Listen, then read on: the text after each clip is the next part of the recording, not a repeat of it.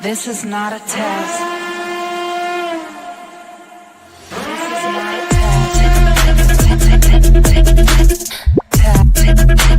This is not a test.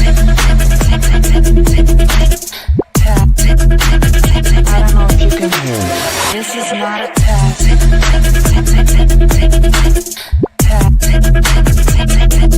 This is not a test. I don't know if you can hear.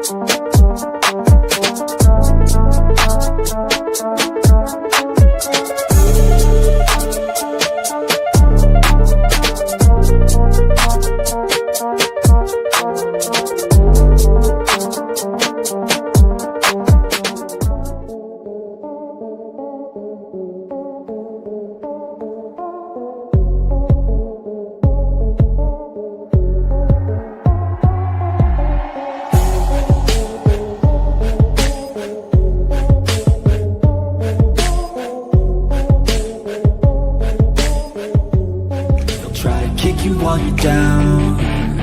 They wanna rise up while you drown. They wanna fill your head with doubt. They're silently scared that you'll figure it out. I'll make it look like I'm losing, won't bother hiding my bruises. And when they finally think you're wounded, then it's your chance to be ruthless.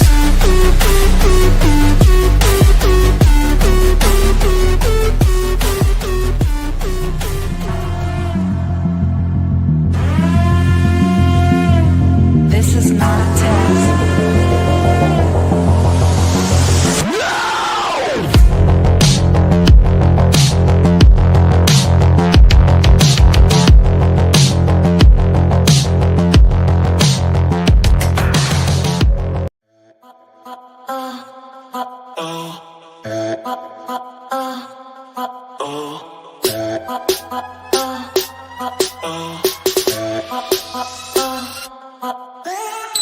You have the right to remain silent. Anything you say and can will be used against you in the court of law. You have the right to talk to a lawyer and have them present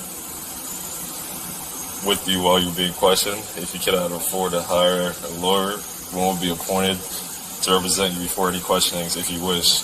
All right. You good, dude?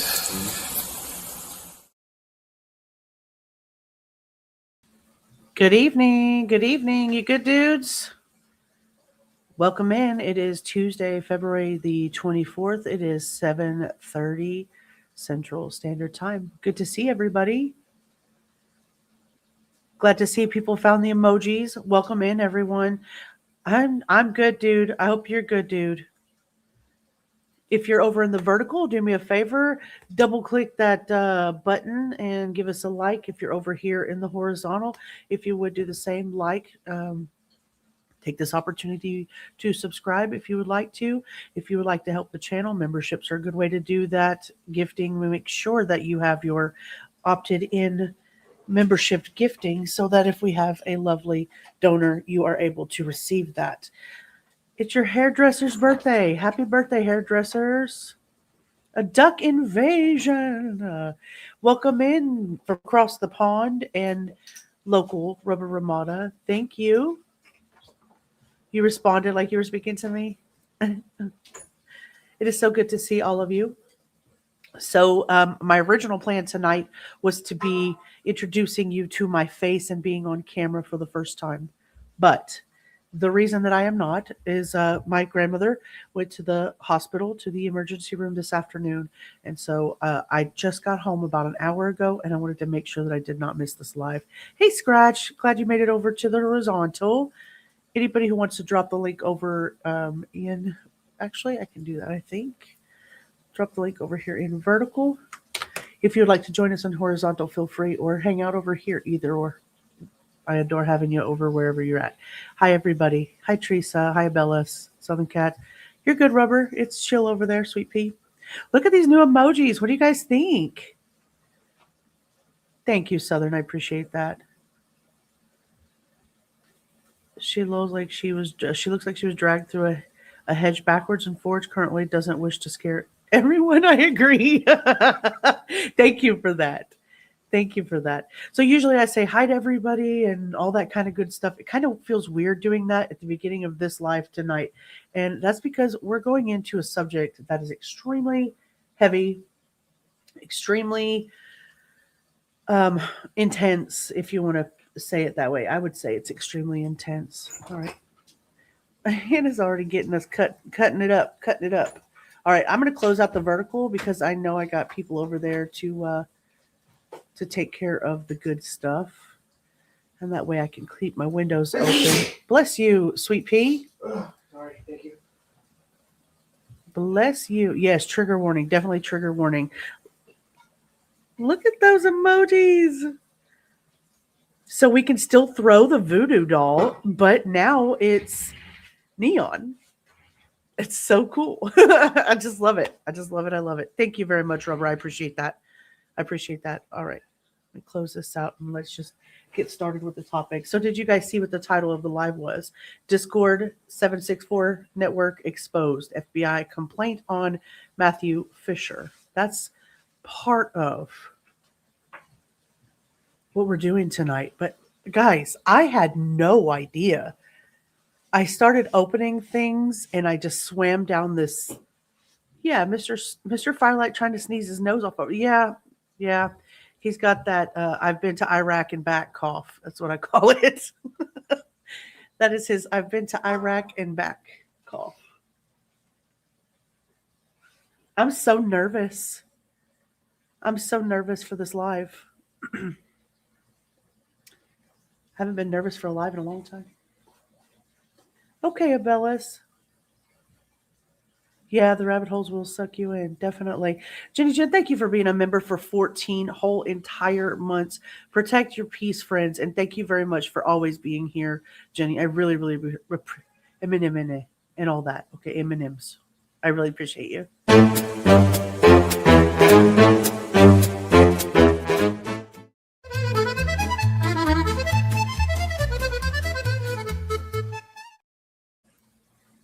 Okay, thank you. You're hungry? I just delivered a pizza, so I have Jenny share with you. You're always nervous when you go live? Oh, gosh.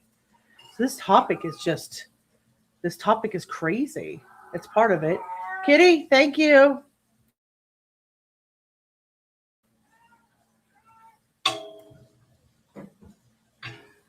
All right. I think I've got everything all pulled up that we're going to need. I got to put on my big girl brain for this tonight. I got to put on my big girl brain. Move all this stuff over here. We don't fall down rabbit holes. We dive head first. You are not lying. You are not lying. Okay. All right. Let me pull my head out of my ass here and get started. So I started researching what they call the 764 network. Okay. And it's very dark and it's a very complex ecosystem that is referred to by the law enforcement team and the people that are researching this as I'm live, Lori. Hi. You know him personally? Oh my gosh. I don't know whether to say I'm sorry or I'm not sure. But my assumption is that you're talking about Matthew. I'm sorry. In some ways, I'm sorry. In some ways, I'm not. Maybe you know him as a person that has more integrity than what they're showing out here. So you'll have to let me know. Hey, Angel, nice to see you. So glad you're here. Hey, Abraham, nice to see you. Welcome in. So the network isn't just like a single group, but it's kind of like a decentralized alliance of some subgroups, like different types of subgroups that focus on cyber crimes and some types of violent extremism and exploitation of mostly minors. So he's your best friend's older brother. Gosh, that must be very difficult for you. Must be very difficult for you, Lori. Southern Cat's already coming in with what we know is going to be a demonetized stream. So she's helping right away for the $9.99 super sticker. And I am so grateful. Thank you so very much, Southern Cats, for supporting the channel as always. I appreciate you.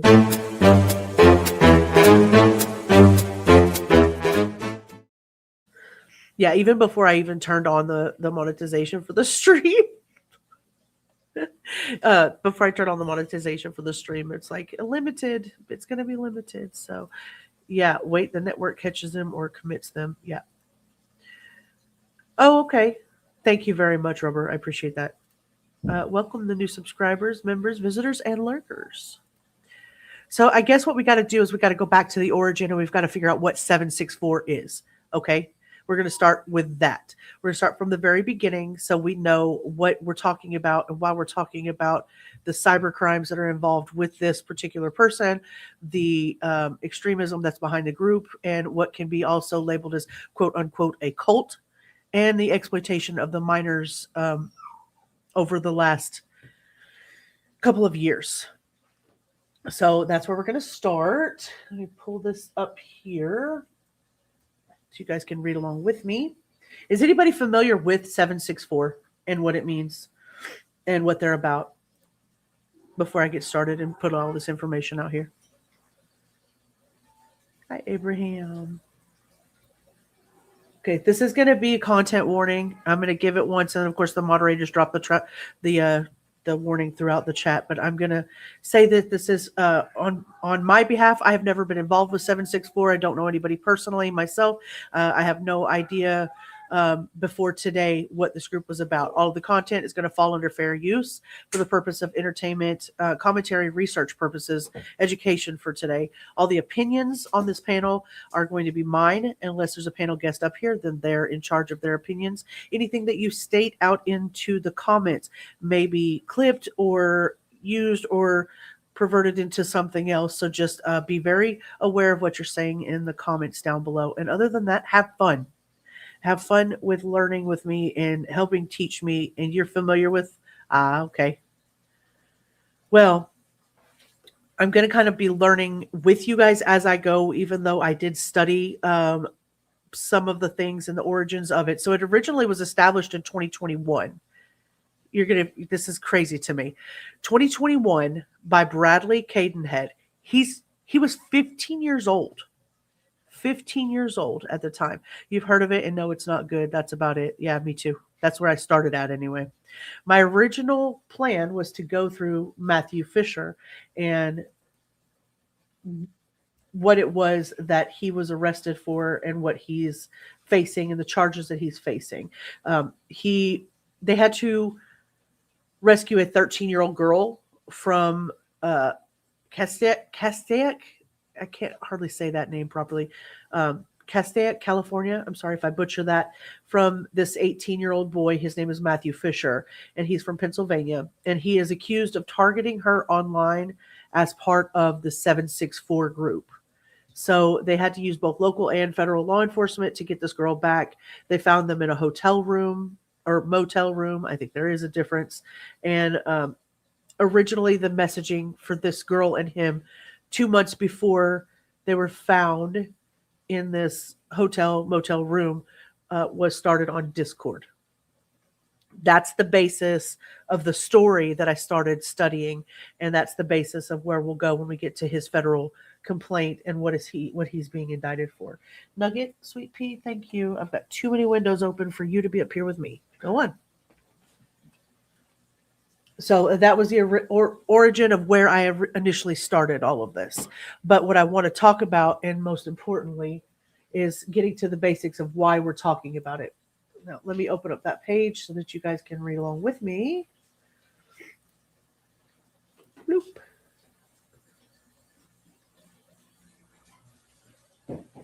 That way you're not just looking at a blank screen. And hopefully next time I come online, you'll be able to see me person to person and all of the flaws and mean looks about me. Kitty definitely would help run the stream. Definitely. Abraham, yeah, we're wanting to know how your Etsy's going. Your Etsy shop is open, and I know that there's been a few people that have ordered from it, and I am super excited about that. Anybody who has Abraham's link for both his channel and his Etsy, go ahead and drop that in the chat. I'd be glad to share that out. I'm very excited. Very excited about that. Hi, Indy. So good to see you. Thank you guys for using the new emojis. How exciting. Okay, so the very first thing that I ran into was, as I stated, the network was formally established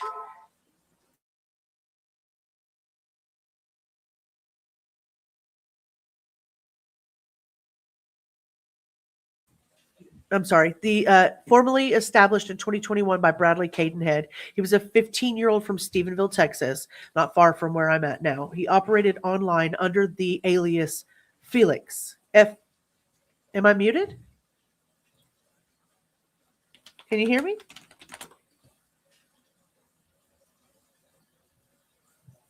Throw some voodoo dolls in chat if you can hear me.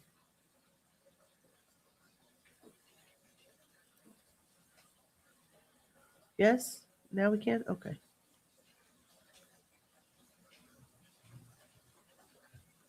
Dang, I was just talking away. Okay, you can hear me now. I wonder what happened. Yeah, voodoo dolls, voodoo dolls. Thank you. Throw them. Thank you, Teresa. I was so confused. I was like, what do you mean? What's happening? So I always like to make that a little bit bigger when we're reading together so that you guys can see that as well. So it says this came out in August 28th of 2025. And it says for years at the National Center of Missing and Exploited Children, reports to our cyber tip line have revealed the extreme and graphic ways children are enticed online for sexual and financial purposes. Now, violent online groups, including one of the most prominent known as 764, are producing some of the most sadistic online enticing reports we've ever seen.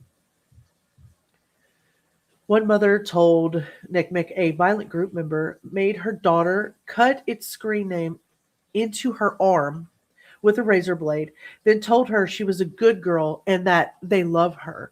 Her mother couldn't believe her daughter's response. I love you too. These guys are very scary, the mother told NCMEC. Just the power they have over my daughter is mind-blowing. Please help. These violent groups target kids on publicly available message platforms, including Discord, Roblox, and gaming sites. Initially, they befriend them and initiate an online relationship. Then they force them to record or live stream acts of harm against themselves and others. Yeah, y'all are going to be using the voodoo doll tonight. Offenders will often target vulnerable children who already self-harm or have eating or other disorders. So they go after children or minors or young adults even that have some sort of mental health issue. Yeah, who would have guessed Southern Roblox was on the list? Offenders will self-harm, eating, other disorders. Sometimes they'll offer the child money or other types of online currency in exchange for producing child sexual abuse material, also known as CSAM, for self-harming videos. Their demands are shocking and include ordering children to cut themselves, create CSAM, sexually exploit other children, including their siblings, to harm their own animals, to harm animals of the neighborhood, which is in some of this paperwork, and take their own lives. Some of them have been known to take their own lives while live streaming. Let me go ahead and put that on Do Not Disturb.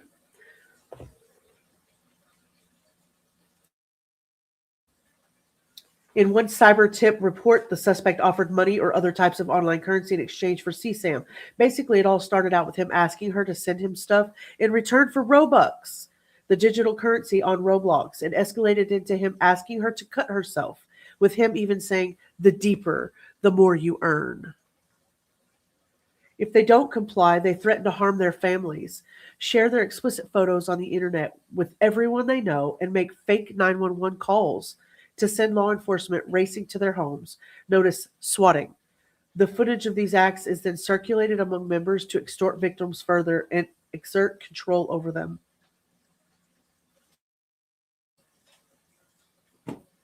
I do too, Orange. Orange says, I feel so bad for these kids. I talk to mine about online danger so much that they can repeat my warnings like a record.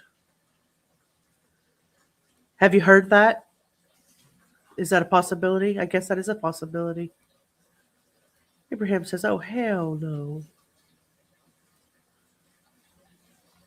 I'm going to take that banner off. You guys are grown, so I don't think I need to tell you again. Thank you very much for dropping that, Cindy. I really appreciate you.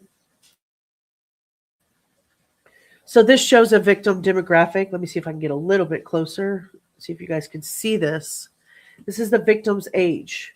10 and under is at about 4%. 11 to 13 is about 21%. And our smart young adults and teenagers between the 14 and 18-year range, 75% of the victims. The gender, 16% is male, 84% are female.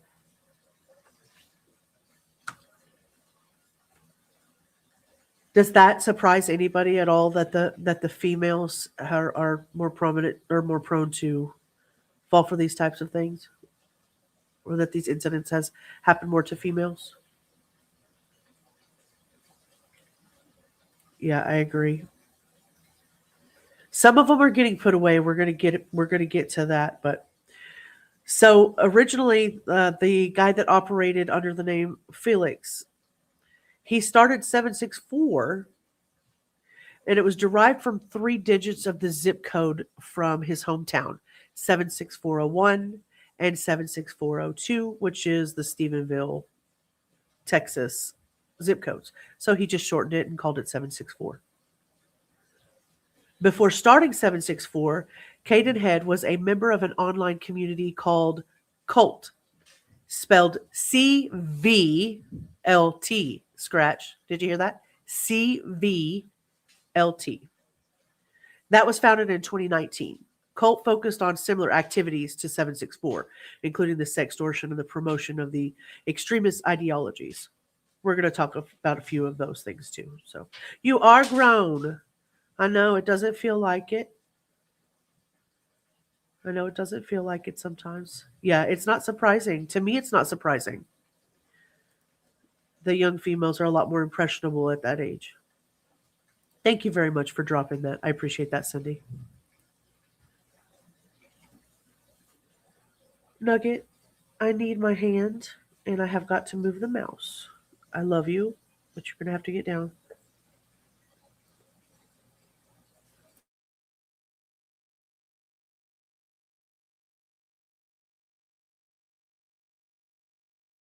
It's definitely concerning. So in 2024, they received more than 1,300. Can you hear me? Okay. 1,300 reports with a nexus to a violent online group, a substantial increase from the previous 2 years when we started tracking this new crime. During the first 6 months of the year, they've had over 1,000 reports. That was over at the beginning of 2024. So based on the available data from the reports, most victims of the violent groups were girls between the age of 14 and 17, and some of them as young as 10. Offenders in this case were predominantly males and included both adults and minors. Nugget, yes. She's a pain in the cattail. I'm gonna have to put her down. You guys are probably gonna hear her scream at me for moving her. Come on. Oh, stop it. I'm sorry. I'm sorry. Baby, come get her and put her put this little loaf over there by you on your desk. Did you? Okay, I'll definitely go look at that content. Thank you very much. She's a little brat. Most of the reports from this crime to our cyber tip line. Come here, you fat little shit. The designated place in the U.S., which is the cyber tip line, reports suspected online child sex exploitation were submitted by the public. However, most of the millions of reports to the cyber tip line each year are made by social media companies, suggesting that tech is behind the curve in spotting and reporting these relatively new crimes. Sure. Oh, Lord. I am. I'm leaving her alone. She's going over there to his desk, so hopefully she'll chill. Oh, is she? Okay, good. Thank you very much. I appreciate that, Rubber. So this is where they start talking about the 76 group was prominently derived by the zip code 764 for Stephenville, Texas, by Bradley Cadenhead. He was a bullied 15-year-old teenager himself, living there in Stephenville when he created the network in 2021. He was eventually prosecuted and sentenced in 2023 to 80 years in prison. I have not gone through Bradley's case. I think I'm going to, because I would like to see what happened, where it happened, especially since he was the founder of this entire network that still exists, even though he has been sentenced to 80 years. He's gone upriver, and we're still talking about other people that are having the same issues and extorting children for the same thing. While 764 was one of the first, other violent extremist groups are vying to become the worst of the worst, according to Fallon McNulty, who oversees the cyber tip line. Their motivation: controlling, degrading, causing pain to children, and outdoing other violent groups. That's what's so terrifying about it. how do you combat this? Because a lot of this is happening online. A lot of this is happening online. A lot of this is happening in your children's phones. A lot of this is happening in their tablets. Federal law enforcement has declared the Global 764 Network a terrorist organization. The Royal Canadian Mounted Police also identify it as an ideological violent extremist network. Law enforcement has had some success in court, including the case against Richard Densmore, a 47-year-old Michigan man and member of 764 known as Rabid, who was sentenced in February for child sexual exploitation. There's another name in the game that I'm going to have to explore. I have not yet. The only one I have gone through is Matthew. Richard Densmore will spend the next 30 years in federal prison for sexually exploiting a child and for his role in creating 764's online networks that coerce children into recording themselves engaging in self-harm, sexually explicit acts, and violence. No child should have to experience this heinous abuse. I agree with that. They issue tablets, iPads for schools. Yep. Well, I don't know. Maybe they should go back to books. That's what we had, didn't it? Didn't it work for us? Just saying. Just saying. Hey, Norma, welcome in. Yes, you can find me on all the platforms. Just look through the link tree. You can find me on Instagram, X, Facebook, all kinds of places. All kinds of places. Thank you very much for that, Hannah. Right? Whoop whoop for the RCMP.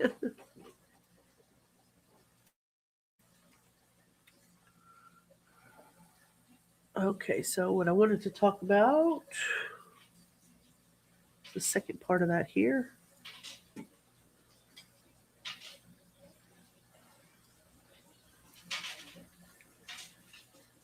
We're going to skip that. We're going to go over here now. Close that out. Thank you very much for that. So that's some of the origins.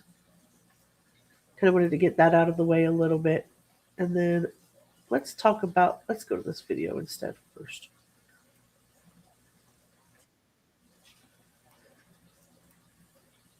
This video is from Click on Detroit. It's a local news station, and they're going to talk about what the 764 network is and the different parts of how it works, what the goal is. Then they're going to talk about something that's going to be kind of hard to hear, so be very careful. Like I said, animal crushing, gore bombing, and some of the other things. They're going to talk a little bit about the Richard Densmore case, the FBI involvement. So we're going to go over this video and talk about it and discuss. Like I said, please. Hi, Kim. Welcome in. Please protect your peace and just know that, like I said, this is hard, but I definitely want to talk about it because we hear about it, but we don't really talk about it. Does that make sense? I mean, I've heard about it a little bit in the news, but I haven't heard any of my favorite true crime creators talking about this. We've talked a lot about Roblox and the predators that are out there extorting our children, but we haven't really talked about where it comes from. Like, how do they get a hold of our children? And that's kind of where I was on this. I was like, how did this happen? Where did this start at? Let me know if you can hear the video, please. The 764 network, for someone who's never heard of it, how would you describe it? Yeah, to so people? basically the 764 network is comprised of individuals who all meet online. They're part of a broader network of online violent groups who engage in criminal activity that includes and is primarily focused on extorting our nation's most vulnerable populations, to include the youth and other at-risk individuals. So a lot of these members typically will just go into online chat forums, social media platforms, gaming platforms, identify victims, befriend them, and then basically earn their trust to a point where they are convinced to share either sexually explicit material of themselves or other acts of criminal activity, to include harming family pets, in order to keep the trust of the person they've met online. These perpetrators will then extort these kids by saying, I will send this to your family, to your friends, unless you provide me with more content. So there's an escalation in behavior when we're talking about these network members, to the point where these kids want to remain friends or now feel backed into a corner. So they will produce the content at the request of their victimizer. So as a grown adult, when I hear this, I think to myself, there's no way in the world that I would let this happen as a grown adult, right? I wouldn't do that. I wouldn't let this happen. And so we always tell ourselves we're teaching our kids not to produce this type of content or don't. But in every avenue, every app that I see, Nugget, go away, love. I'm sorry. In every app I see, Snapchat, TikTok, YouTube, Shorts, in every app I see, there's some aspect of sexualization of younger and younger human beings as I go through each app. There's no way I can scroll in any algorithm on any of those apps and not run into something that is potentially over sexualizing a younger male or female. It be it in the way they dance. She's just trying to help. I know. Be it in the way they dance, be it in the way that they act, the way they speak, the way they talk. It's out there for all of our children to see all of the time. It's on every television show. Thank you, Kim. Yeah, Scratch brought that up. I really appreciate it. We're going to talk about it because the D4VD and the CVLT cult have an undertone there that we haven't got to cover yet. But according to Strategic, goodness. Yeah, I haven't been over there to watch that. Did Strategic Eyes cover 764? That's amazing. We'll definitely have to check that out. But this is just according to what I see with my own eyes. And I'm not even in the high schools. My son is 25 years old. But even back in the day, everything that he went through, he refuses to get certain apps because they push things on him. He doesn't like how they push certain things in the algorithm.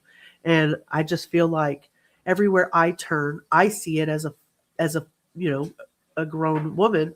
I know that our children are seeing this.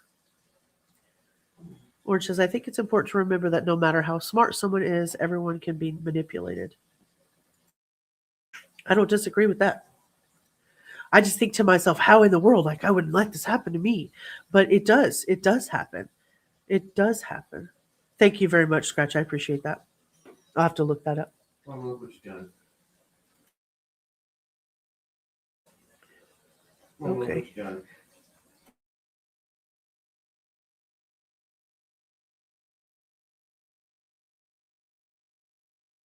Look what you done. You don't have to be grown if you don't want. No, you don't have to. Nugget got mad and now he's over there laying. Oh, she's over there laying on my husband, all mad, telling on me. Sorry. So 764, they frequently describe it as nihilistic, violent, extremist network. A nihilistic, violent, extremist network. Now, I'm not a psychologist, and I have my own opinions on things, but I like to look things up. So the first thing I did, I'll have to take this video off. We'll come back to it. The first thing that I had to do was look up what nihilism meant. Hello? Are you going to let me see it? Oh, there we go.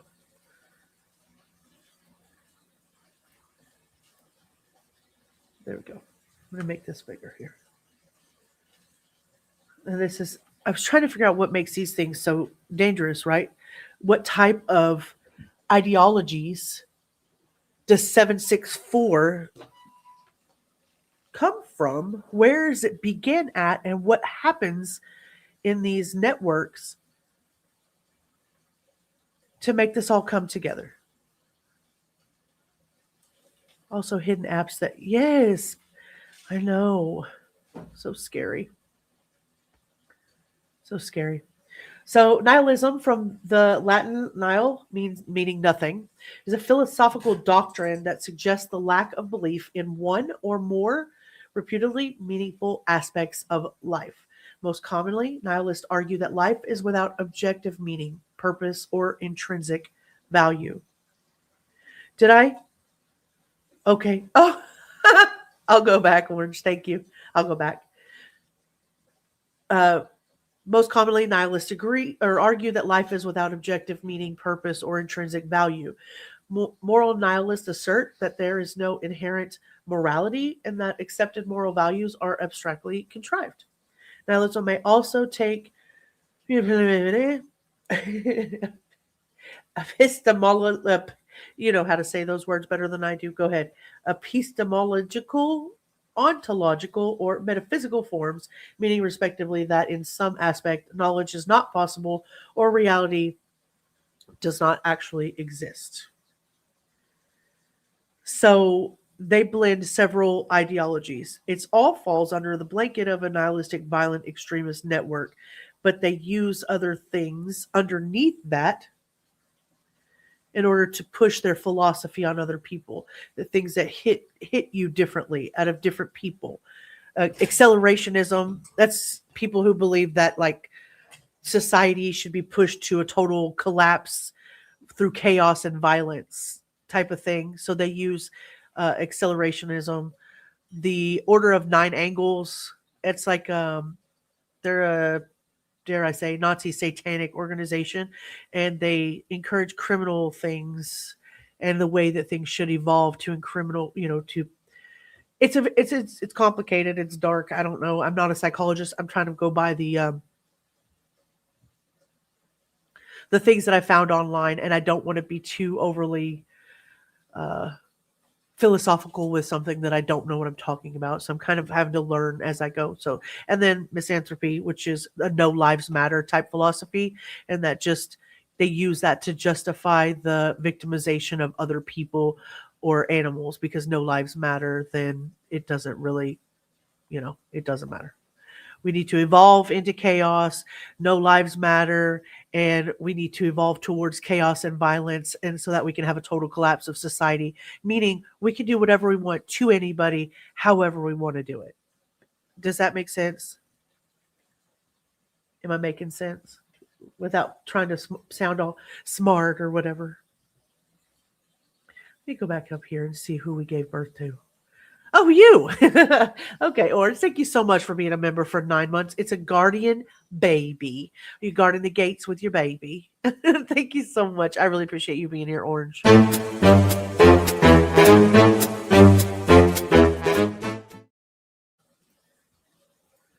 right, let me go back over here.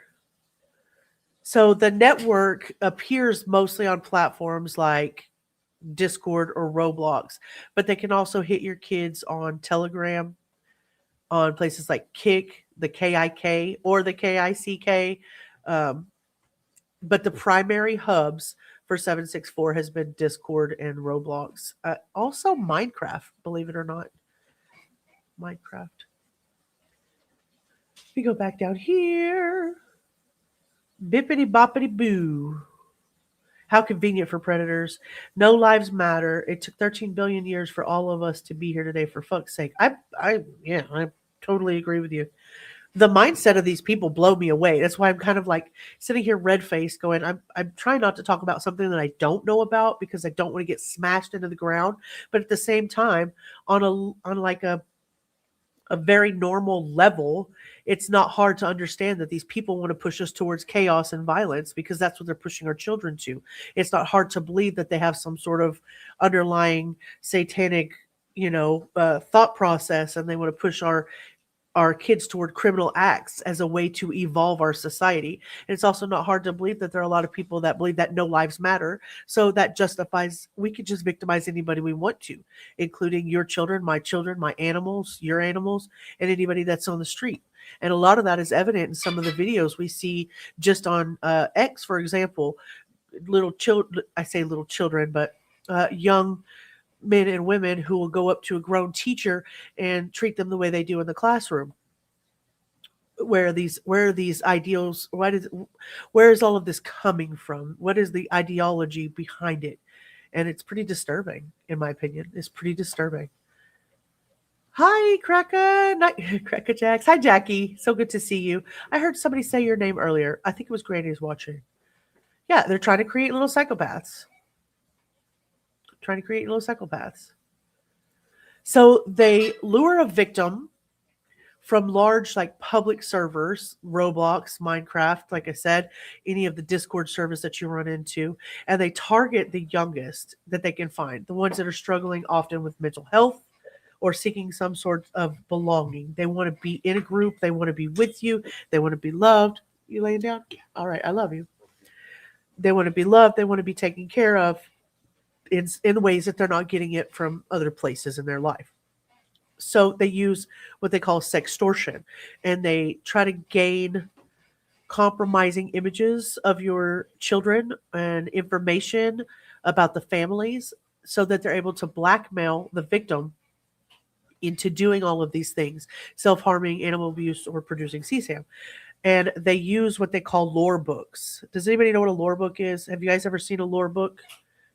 And that's where we're going to talk about, that's where she's going to talk about it over here, about the gore part of that and using gore lore. And anybody who's followed the D4VD case or the David and Celeste Rivas case has heard a little bit about the baby dog took a butter knife into the bedroom. Oh, interesting. Sorry. Between decluttering, yeah. So he totally threw me off. I thought the dog brought a butter knife into the bedroom. So they use lore books or kind of like gore that is, you can use AI to do it, make things into like abuse material. They use it as a form of currency within the community to rank people or to recruit people. They have generals, they have leaders, they have overseers and offshoots. Quit laughing, Hannah, about the butter knife. There is a knife. There's a knife emoji now.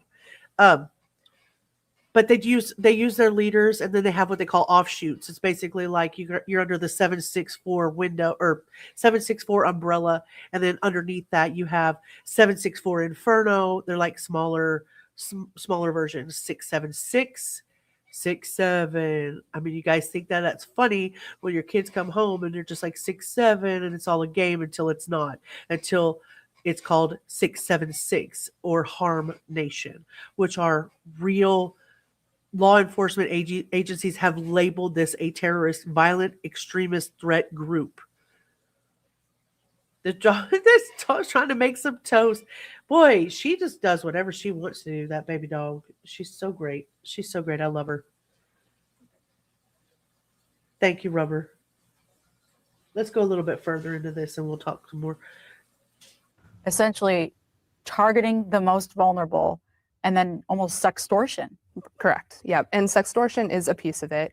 A lot of the criminal activity can vary just depending on what part of these networks you're talking about. So specifically, what we as the FBI have seen for these actors are members of these violent networks coercing victims into committing crimes such as swatting, doxing, vandalism, acts of self-harm. Sometimes it escalates to the point of sexually exploiting in life or in real life or online themselves or somebody else.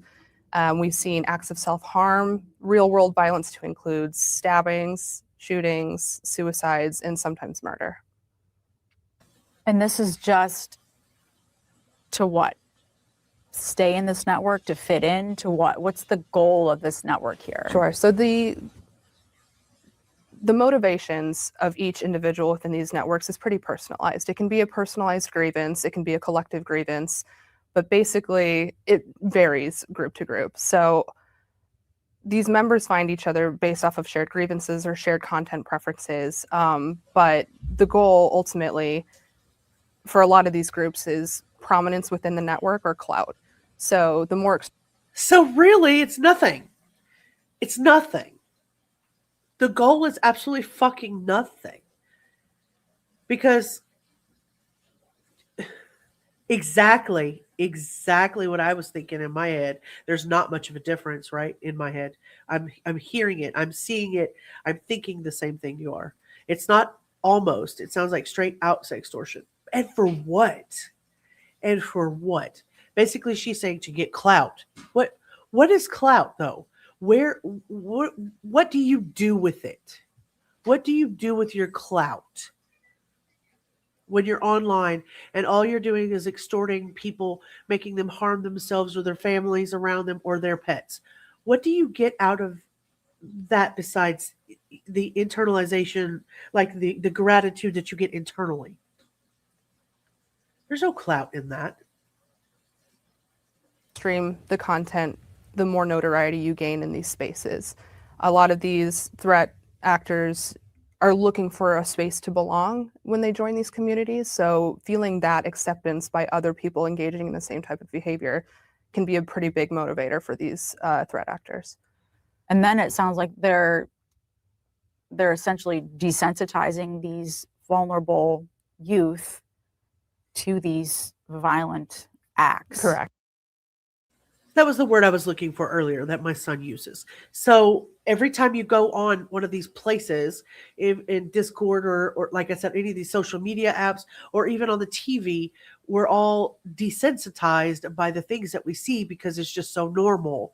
It's just so normal to see everything. I'm not offended by boobs. I'm not offended by boobs hanging out to a certain degree. I'm not offended by any of that. There are people I know that are offended by that. Maybe is that make me desensitized? Am I desensitized by what I've seen? I'm not offended by people who go to strip clubs. I don't care what you do with your lives, but there are many people that are. So am I desensitized by that because I've just seen it in my lifetime? Like, okay, it is what it is.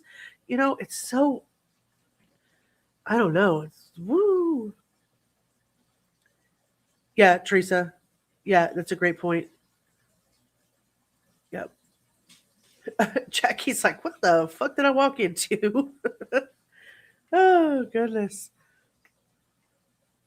So the desensitization process includes a lot of things like gore bombing, which is a tactic that some of these groups will use, where they'll share really extreme videos or GIFs or pictures of gore to include human gore or animal crushing in order to desensitize their victims to ideally have them engage in that activity down the road. So I see that a lot in Reddit. Have you guys ever frequented Reddit and you're looking for something? It may be a true crime case, and you're just kind of like, you've just run into photos. The newest one that I can think of, the Idaho 4 situation. These are 4 young college students that were brutally murdered in their home by convicted killer Brian Koberger. At this point, we know a lot more details now than we did when he took a plea deal. He never went to court. We didn't see all of these things, but the judge took all of the information and is allowing that to come out via FOIAs and then putting it out onto the websites. And then, so we got photo dumps, and these photo dumps were badly redacted. They just flat out were badly redacted. Oh, thank you very much, Allegedly Speculating. I appreciate that.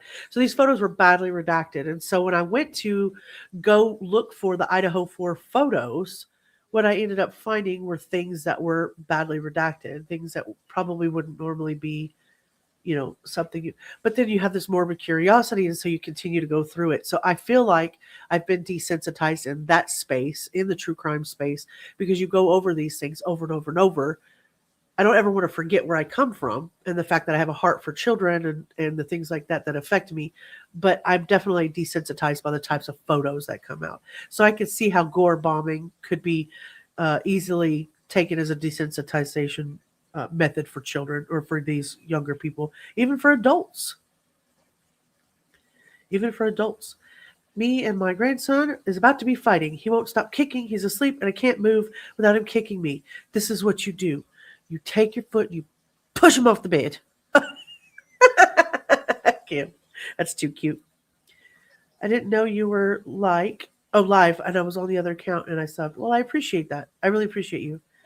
Think about, David, the desensitized gore and the cult-like following is scary. Yeah, absolutely.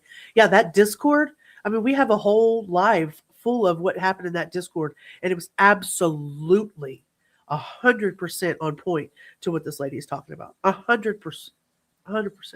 I'll be back tomorrow. I needed a break and to do research, and I apologize for being gone. Well, we appreciate you. I do see videos coming out. We do see videos coming out. I'm picturing that now that she's gone all saggy. Whoa, whoa, whoa. What? What the heck, Hannah? Oh, Sarah Ferguson now makes her money upside down on a stripper pole. True story. Does she really? Interesting. But of course, it's different when it's kids walking around half naked. Yes, I agree with that as well. I don't think that that's okay. Yeah, just in a castle. Yeah, we are all here for you. A lady, I like that. All right, let's go a little bit further. Yeah, it's pretty specific. And I hate to even think when you hear animal crushing, could you define that? I mean, I'd never heard this before until recently. Yep. So I don't have the statute in front of me, but animal crushing is basically defined as intentional harm, impaling, burning, or torture of a live animal. And part of the statute does cover the dissemination of such material. So sending the videos and the GIFs does fall under that federal statute. And then gore bombing, you send it out to a bunch of people. Yep. So in order to maximize viewership, we do see threat actors repeatedly sending instances of gore through media, either photos, videos, or GIFs, repeatedly in quick succession to get as many people within a chat group, for example, to see it. Where does the FBI see these groups active? So the FBI sees these groups active in anywhere that basically has a communication function. Most predominantly, these threat actors are kind of congregating where they think they can find victims, so spaces that younger populations are frequenting. So this includes social media platforms, this includes gaming platforms, online forums, and truly anything that has a chat function. So how do we keep our families safe? How do we keep our kids safe? Okay, Rubber, be safe. How do we keep our kids safe? What do we do? Because we're already to that point where we have federal statutes that are supposed to protect. We have federal statutes that grab us at the end when something has already happened, right? So something has already happened.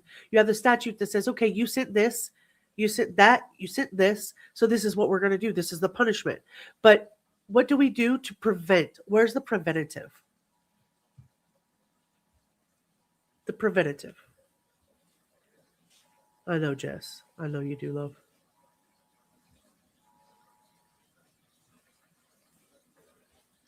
Just in case anybody's in that area, there's been a child abduction from Austin, Texas. The suspect vehicle is a red 2017 Ford Mustang with Texas license plates BVK 2712. The missing child is Jaslyn Anzora, 12-year-old white female. Suspect is Henry Mejia, 18-year-old white male. Call Travis County Sheriff's Office with information, or if you see them, please call 911. Again, that is a 2017 Ford Mustang with Texas license plates VVK2712, last seen in Austin, Texas.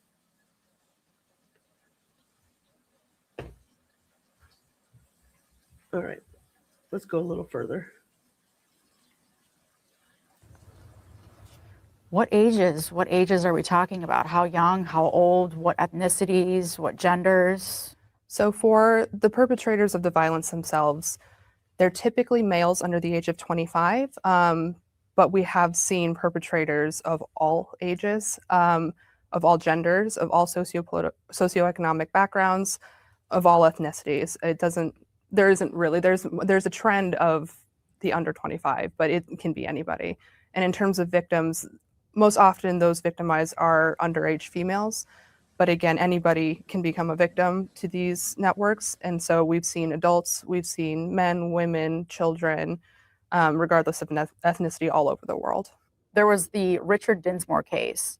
Can you give us any specifics on that and how that case was so, I don't know, was it kind of a turning point? For Michigan, yeah, I think. For Michigan? Yeah, I think so. So Richard Dinsmore was one of the more active members of 764 back in the day. He was recently sentenced to 30 years in federal prison for sexual exploitation of a minor female.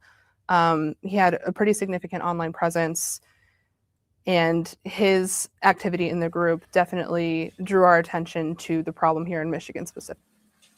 So what really strikes me in this particular conversation that they're having is that We know that this original 764 started with a 15-year-old bullied teenage boy named Bradley. But would it have taken off? Would it have gone any further?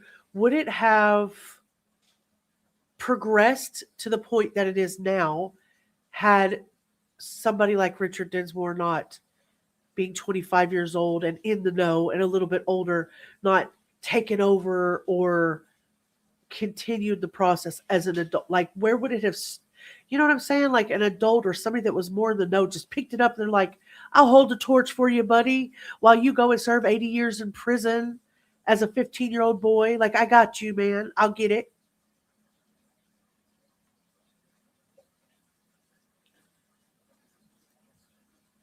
Jackie said, this is bloody worrying for anyone with teenagers these days. Online is particularly scary, and who can get access to vulnerable young people? Yeah, I agree. Okay, Hannah, hurry back. Typically. What kinds of branches of the FBI are kind of involved with this, and how is it ramped up in the last few years? Sure. So these cases, as they relate to 764 and associated networks, are kind of, they're looked at on a case-by-case basis. So in instances where these threat actors are committing these acts to further a socio-political goal, they are being investigated through the counterterrorism lens here at the FBI. Not all members engage in this type of activity or join these groups with an ideology in mind and purely engage in this behavior for either sexual gratification, for notoriety, for a sense of belonging. And as such, those cases are typically investigated as criminal cases specifically. But how do they know the difference? How do they know the difference between somebody who's involved, who wants to teach accelerationism and supremacy, and as we talked about earlier, the type of no lives matter ideology? How do we know the difference? Because somebody's 15 years old and they're not particularly, I don't know, accelerationism, like they or people who are talking about preservation of a certain race, and they use conspiracy theorism, and they believe that certain race group are under threat and we have to target other groups through other means. You know, like, how did they know that this 15-year-old hasn't already been trained to the... Ugh. I'm annoyed. My grandson says that. Okay, calm down. And it's so damn funny. That's too cute. My 14-year-old granddaughter got jumped in school yesterday for reporting bullying to the principal. She's physically okay, but emotionally not so much. Oh, yeah, that's not okay. That's not okay. Yeah, I agree. Press charges. It's so hard. It's so hard, though, because, I mean, look, guys, you have this, she's 14. She's either in middle school or just starting high school. And the daughter's gonna press charges, and then what happens? It sucks, man. Because then she's a target no matter what, because she's a snitch. I hate this type of society, man. I hate where we're headed. It's definitely assault. You got to be able to defend your kid. Your kids got to be able to defend themselves. You've got to be able to defend your family. Yeah, I'm sorry, Sydney. I'm so freaking sorry. She's in 8th grade, so she hasn't even made it to the... So then she's got to spend the next 4 years in high school with that target on her back for reporting bullying in the first place, of which she should do.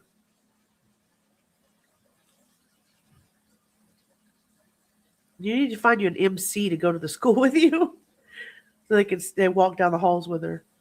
Oh, yeah, it is tough. She did the right thing. Yeah, she did. She did the right thing. Yeah. Young people are developing their identity at that age and can be easily manipulated, especially if they don't fit in. I can see how this could happen very easily. I can see how it could happen. I just don't know what to do about it. We've got laws to take care of what happens after. What are we going to do about the befores? Like this, reporting bullying. And then you get your ass kicked because you did the right thing? Where do we go from here? So it really is a case-by-case basis depending on the threat actor themselves. Okay. And like you said before, this isn't just a Michigan issue, a national issue. This is a global issue. How difficult is this to kind of tackle? Yep. So just given the nature of the internet and how global that is as a resource, we see this activity, both victims and subjects, across the world. And as such, we're in lockstep with our international partners in combating specifically this issue. We are constantly collaborating with them to identify and disrupt these networks, sharing information appropriately in order to make sure that these individuals are held legally responsible for the crimes that they are committing. And people always think, oh, it's just on the dark web. It's just on the dark web. That's not true. That is not true. This is on the very real internet that you have in your home. And it's not something that you necessarily need to search, but like you said, these are in apps and online forums that children use. Children use, correct. So these threat actors will basically infiltrate these spaces and pretend to befriend their children victims oftentimes. So in some cases, we've seen them pretend to be like a similarly aged individual in order to gain the trust of their victim. Through the process, basically, they often, after gaining the trust of their victims, they will request photos and videos of these kids performing either sexually explicit acts or harm against family pets, basically to exert more control over these populations. Where are the parents when this stuff is happening? I guess if they're like, oh yeah, I'm going to Charlie's house for the weekend, and Charlie's like, oh yeah, I'm going to Bobby's house for the weekend, and then where are they? You know, I don't know if that is it a parental thing? Is it the parents? I mean, we're watching trials right now where the parents are on trial for providing their children with firearms, and then they end up shooting the schools. You know, we're watching that happen. So their parents are taking, you know, they're having to take some responsibility in that. Bella says, my thoughts. Kids need the village to raise them again. We had extended families in past generations. Today's kids have the internet. That's not good at all. I agree. I wish we could go backwards, Abellas. I so wish we could go backwards. How do they get away with it? Are there no laws, for fuck's sake? I mean, there are, but the laws are intended to crack down on the back end. We're going to watch what CBS put out that Capitol Hill has said about this, too. I don't know if it works worldwide, but in the UK, Discord just introduced photo ID authentication. Yes, they did here as well. A lot of people are fleeing. Snapchat, TikTok, and I mean, there's a lot of places that don't require you. Telegram and WhatsApp and all that stuff where people can talk, trade gifts, and chat rooms and stuff like that don't all require IDs. Yeah, I agree as well. Almost jumped over the desk in the school after the principal told my son he deserved to be kicked in the private parts. Excuse me? And told you your brain wasn't working? Told you your brain wasn't working? The principal told you your brain wasn't working? He wouldn't have a job today.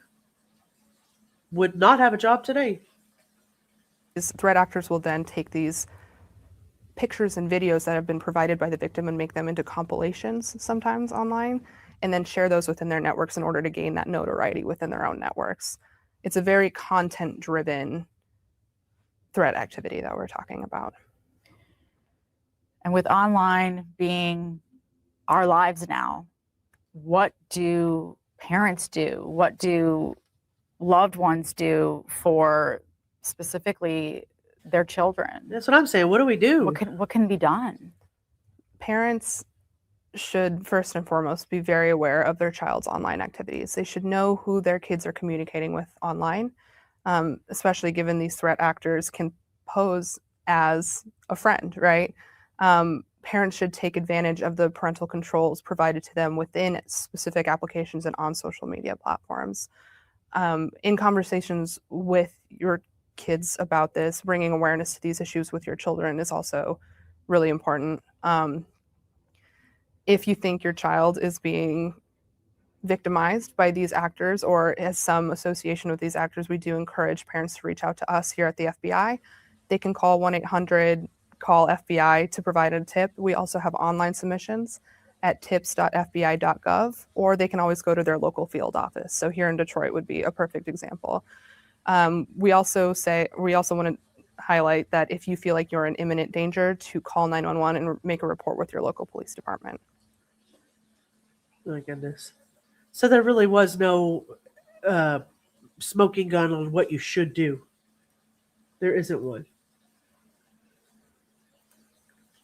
Figure it out, y'all. Figure it out. All right, let's go to the next one here. Allegedly speculating said even parents that do care that are unaware it's going on until it blows up. Yeah, I can see that 100% happening. Much like everything that happens with our kids, right? They're really, really good at, compartmentalizing at that age sometimes and just kind of like, okay, once I get home, I'm a totally different, it's a totally different element in front of mom and dad. So, tomorrow back to it. Today, just eat dinner with parents and we're good to go. Don't show none the wiser. It was a South Philly school. As long as my kids were being bullied and not doing the bullying, they were in the wrong. Wow. Abel says, when I was a kid, adults we didn't know would keep us in line. You didn't act like a little asshole. Someone taught you better. Not saying it was perfect, but it seems we were safer. They use apps like fucking Spotify. Yes, Spotify has a chat feature now. Agreed. Yep.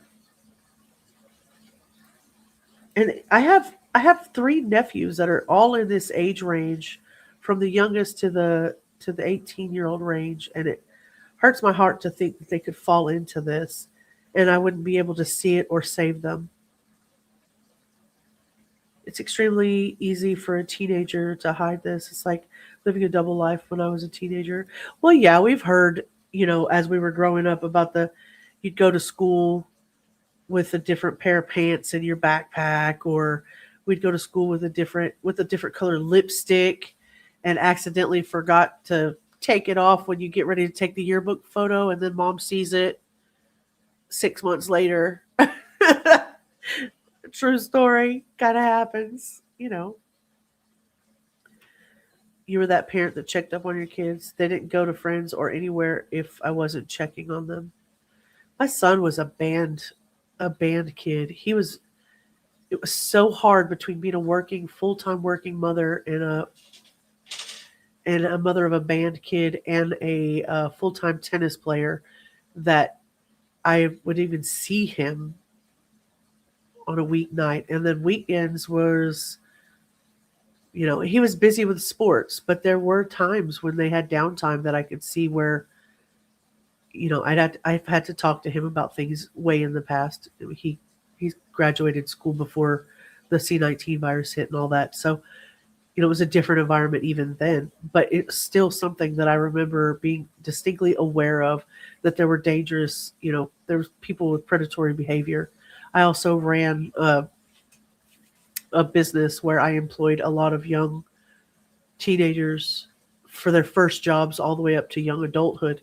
And we did, particularly with Western Union, for example, ran into some of these kids that were being extorted through different areas, different means that we didn't even have a full grasp of how they could have been doing that, where I've had to call the police myself on that. Well, if I don't send this because I gave them a full frontal picture of my body, they're telling me that they're going to send this to my parents on Facebook, so I have to send them this money. And it was just really heartbreaking, because I have seen that in my own,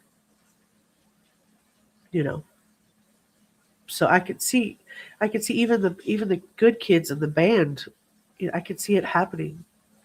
And kids who just want to work and make a little bit of money, and then they get extorted because they go home and they play their game, and somebody in Discord that they're in a gaming server with decides to start gore bombing them and desensitizing them, and just kind of like they get hit. They're like scammers. They're like scammers. They're like us when we get hit as adults in our bank accounts. It's just so easy to fall for the worst. Breaks my heart.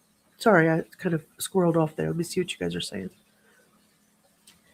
I don't understand why a kid would be on Kick or Telegraph. Granted, I know very little about each except that Kick is used for casual hookups. I mean, Snapchat's not any better. Discord's definitely not any better. Doesn't have to be those avenues. WhatsApp can, they can form whole group activities there. Signal has vanishing text like WhatsApp does, or WhatsApp has vanishing text, but like Snapchat does. My nephew's tracked, although he doesn't know it. He's 13 and my sister is very online savvy. It's good. Like they're rebellious and hormonal, and if there isn't a fight between them and you or them and their siblings, you think all is good, go to bed, go to work. Yeah, exactly. Exactly. Leave the house wearing one thing, change behind a tree on the way to school, and then change back on the way home. Yeah, and somebody like scooped a cigarette out of mom's ashtray or something. Oh, your nephew. Yeah, well. You see, in the UK, you can't change clothes. All schools have a uniform and are strict. If you turn up in the wrong shoes or without a tie, they'll either stick you in isolation room or send you home. Some of our strictest boarding schools and Catholic schools here run into some of this stuff too. That easy for parents to miss because teens want to do their own thing by themselves when they get home. Yeah, I agree.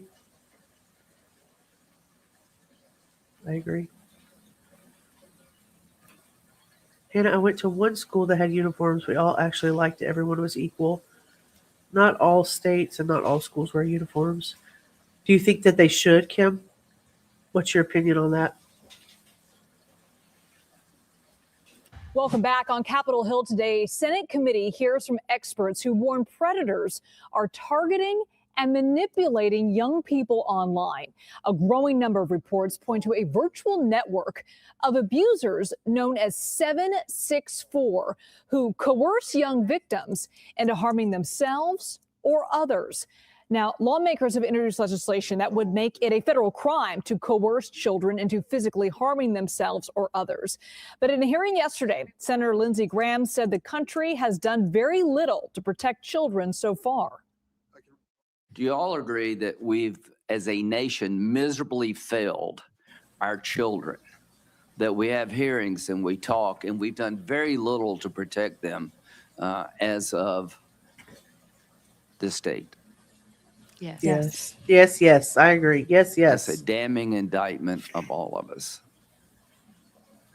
Now, the Senate committee also heard from a mother who testified her son James took his own life after becoming the victim of sextortion online. Tamia Wood says she hopes the legislation would encourage young people to speak up, knowing that the law is on their side. Look, and you can see there she is. She was there on the football field with him. He was a young football player. Case one, so good to see you. You think uniforms are a great idea? Only schools that wore uniforms when I was in school were Catholic schools. We did not have uniforms as I was growing up either. Case one, I'm just glad you're here. Late, better than never. I'm really appreciative, Lindsey Graham. Yeah. I've dealt with both uniforms and no uniform schools. The uniforms cost more. Yeah, when my son went to school, in certain places we had uniforms. When he was younger, when he got up into high school, they did not have uniforms.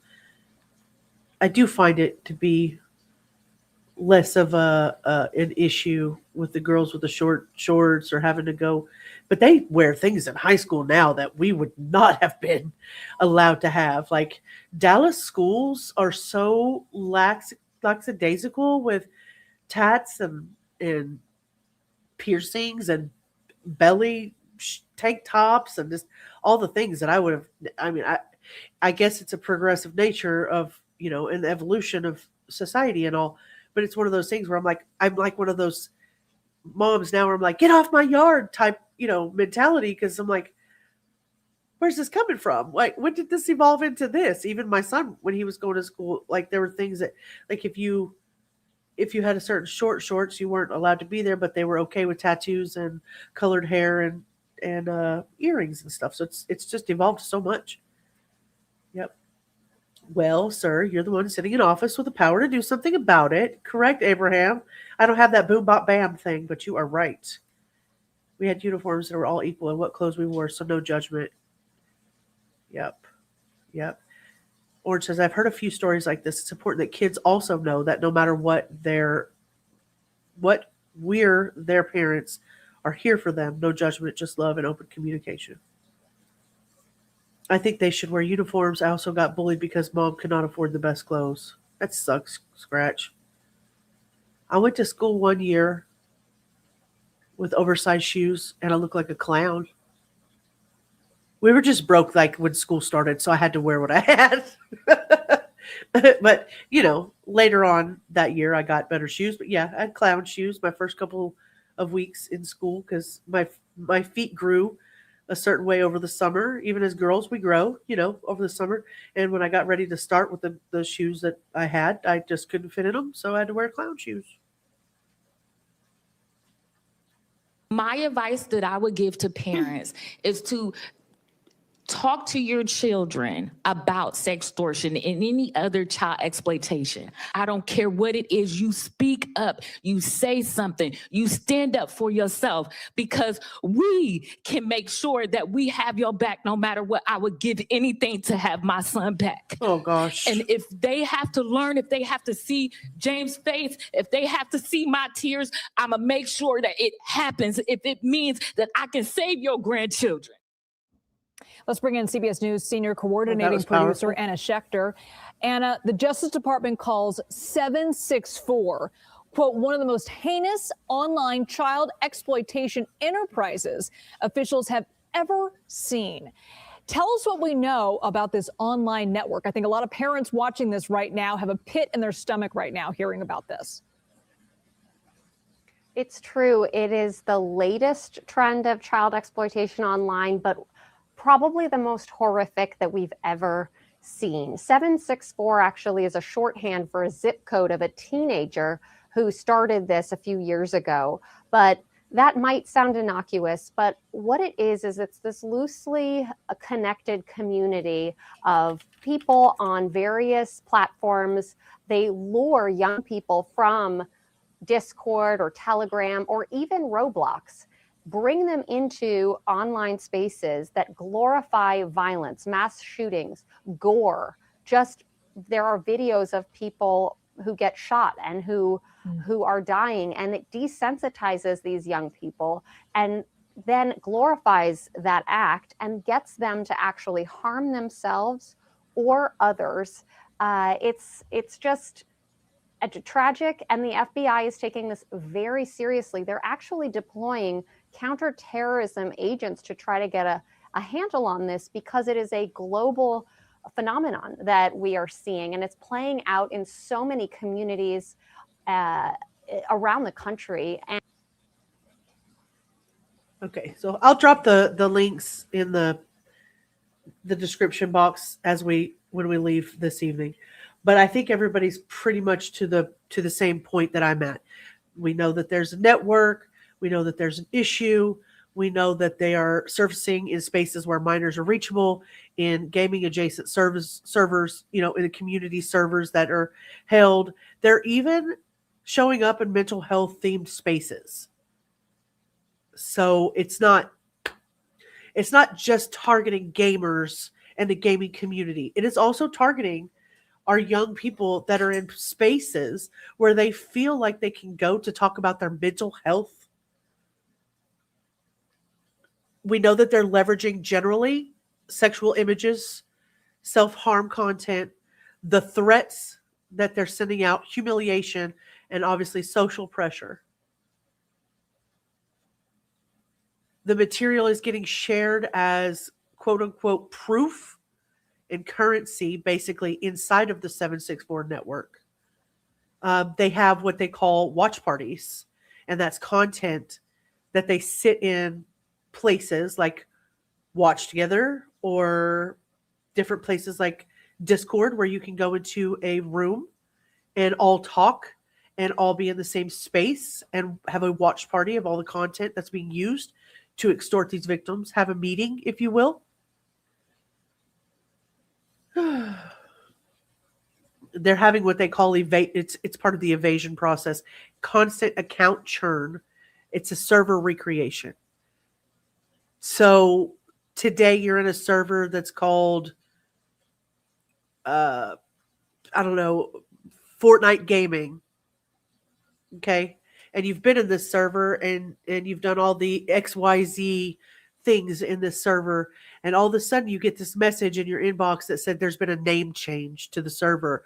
So leave this server and join this one because we had a phishing attack or we had something happen. So they shut it down and they move to a new Discord server.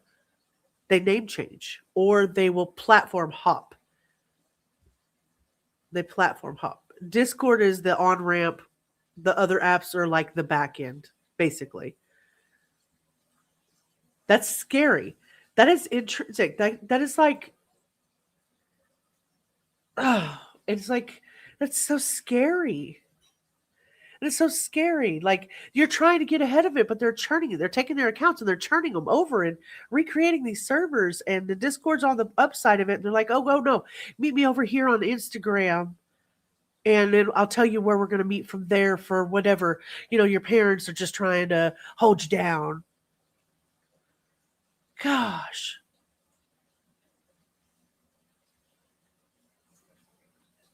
Yeah, thrift store hand-me-down. Ain't nothing wrong with that.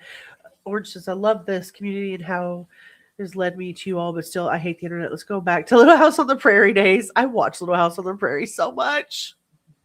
So freaking much. Rubber says, I want to say something. Hio is beautiful, and she looks like she could be my sister. Just needed to get that off my chest. Back to my couch with Meat and Lola. Thank you, Rubber. I really appreciate that. Thank you. Norma, people in remote areas only had the catalog for everything they needed. Oh, yeah. Yeah. I'll have to take your word for whatever that is, my love.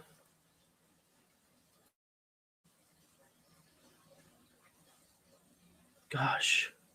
I need to get used to your new time now, Rubber. I keep missing the afternoon session. Rubber's just been coming in and out whenever she feels like it. She's just been doing the damn thing. Just whatever she wants to do. So we've got the targeting and how we get it, where they get the access from. We've got the grooming part or the leverage that they use. Then we got the network effect, the proof, what they do inside of it, the currency that they use against these people. Now we've got the evasion part of it. And then on the part of ideology, some members lean into being accelerationist or the extreme aesthetics. Right? Oh, you guys are cute. You guys are cute. So we talked a little bit about accelerationism and what that was and what it meant. So we're looking forward to, the 764 group is looking forward to the collapse of society. The language that they're using is not relatable. I saw that. Yeah, the Guthries are now offering $1 million for their mom. I did see that they also said they didn't want to do that at first because they were really worried that offering $1 million might offer a place to get the fake leads, et cetera, et cetera. So 2019 to 2020, that's prehistory. They were like smaller little ecosystems, maybe basically Discord and Telegram or any gaming platform, like way back in the beginning, right? 2019, 2020. So does that make sense? No, you're fine, Abellis, you're fine.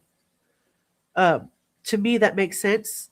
2019 and 2020, 2019 into 2020, we were facing a whole different ball game, a whole different world at that time. So all of our kids, instead of being at school, A lot of them were doing what? Online learning, at home learning, parents trying to teach, or teachers trying to teach over the internet. So all of them were given avenues to use the internet or ways for them to get online in order to do their learning, their online learning during that time, during the C-19 days. And then in 2021, the first, okay, Cracker Jackie says, good night, all. I'm trying to go to bed a bit earlier, and it's 3 a.m., so I didn't make it tonight, obviously. Oh, I appreciate you coming in and spending your time with me. I appreciate that so much. You're fighting with the fresh bedding, and it didn't want to go on the bed. It happened. The cops told them no at the beginning. It's BS. The sheriff is about the Guthrie. Yeah, they told him they didn't want to do it. They didn't want to get a lot of false leads, from what I was told, or from what I read.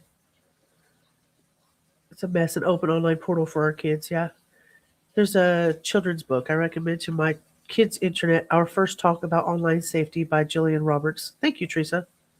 Thank you very much. Center for Missing Children Generative Artificial Intelligence Technology allows a user to create new images, videos, audio, and text based on user requests or prompts. Thank you.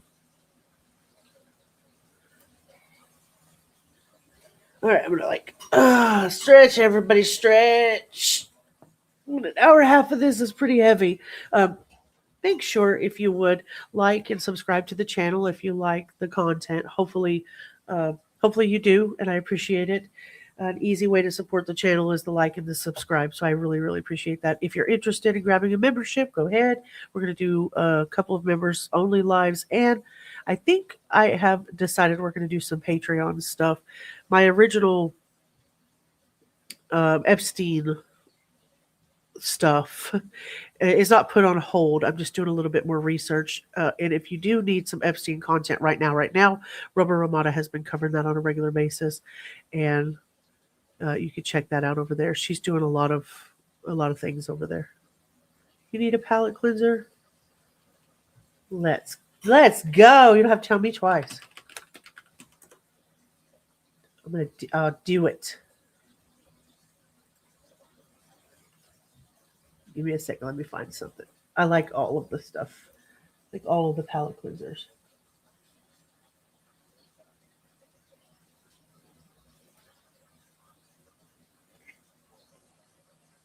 Let's see. I really like this guy's channel. Let's go over here and hang out. Just hang out. No! Wow! Hold on! You caught me as I was looking at another page. You caught me as I was looking at another page. You're so freaking sweet. Oh my gosh. Oh my gosh. You go over here. Okay. Oh my gosh, y'all are amazing. Abellis gifted 10 True Crime Guardian memberships. I'm so excited. Thank you very much, Abellis.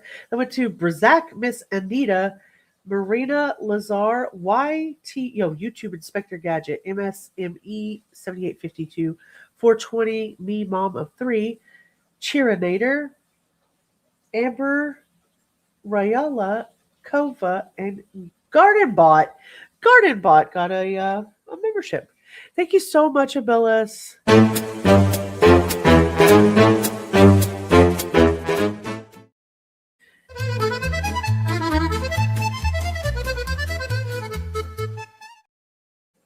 What an amazing human being. I really, really, really appreciate you. And then Cindy, right behind that, gifted 5 True Crime Guardian memberships, and that went to Kelly Rego, Tempest, Autumn Renee, Insta Justice, Jenna Nicole. Thank you. 2, 3, 4. Yeah, it went good. Yay. Thank you so much, Cindy. I really appreciate you. Ho, ho, ho. Time for some Christmas magic. Here's a little present for you.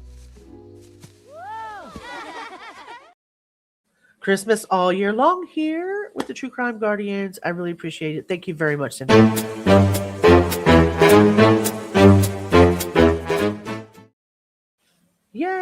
for a palate cleanser. The candy I lost in my pajamas last night fell on the floor when I got out of bed today. Was it lost in your pajamas? Like, did it get stuck in your belly button and then you stood up and it like rolled out? Was it a nerd? Like nerd candies?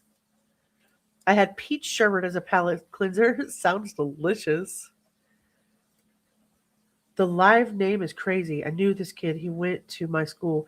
There's so many people that have been coming in and have said that tonight. He must have been really well known.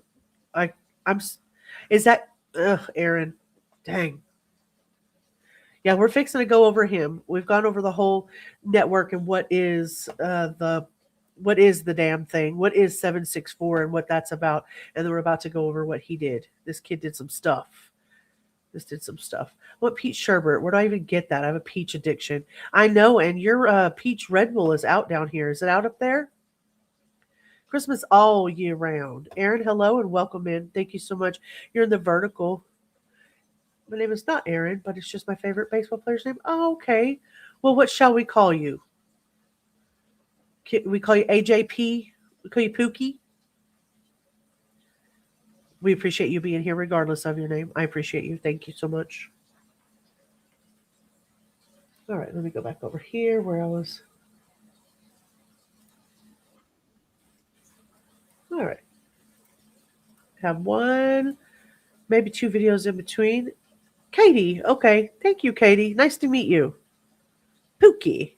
Call you Katie Pookie? Oh, not the nectarine one. The summer one is here. Oh, yeah. Cookie Baby. I love that. Or Pookie Baby.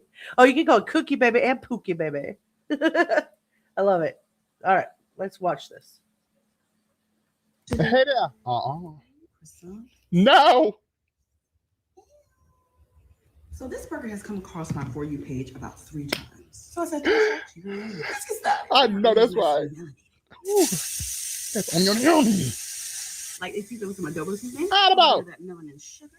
brown sugar veins? I get high, I'll be let on the run of this thing. Now, adding your favorite type of Audible. relish, those cooked onions, Onion. seasoning, my favorite ingredient. And that has made me go from liking burger sauce to loving it. Let's taste and see what we need to adjust. Oh, honey. Pre-smash my hamburgers. I made them into 2.5 ounce patties. Feeling like I want my bed. About 1 pound of meat because you haven't been coming over. Oh. Both sides with some salt, garlic powder, Garlic and of course that black pepper. Like paper. Cause flip, nay, friend. I know that's right. If it ain't cheesing, we leaving. It ain't cheese and we're leaving. Don't assemble it like that more.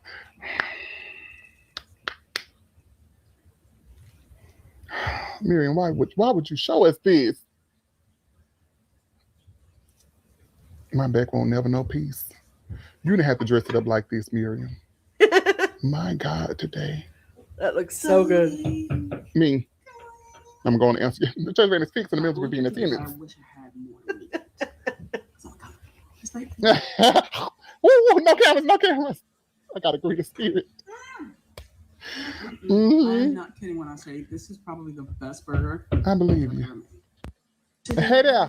He said that the church van is ready and the members will be in attendance. You can't go wrong with Terry. You cannot go wrong. Oh, let's see if we can find one more and then we'll be back to it. Back to it then. Let's see. It's so exciting. Oh, yeah, here's one. He's not particularly fond of her cooking. He's not particularly fond of her cooking. Hey there. Use this for fish tacos. Why you can't use it? Let me see it. It's got the skin on it. It ain't just a skin friend, it's freezer burn. Like you just spent a minute day and a minute night in Antarctica. Oh, girl, give it back to the sea. Well, I sure hope so. Let it go back under the sea. I know that's right. Ooh, is it froze? Surely not. Police!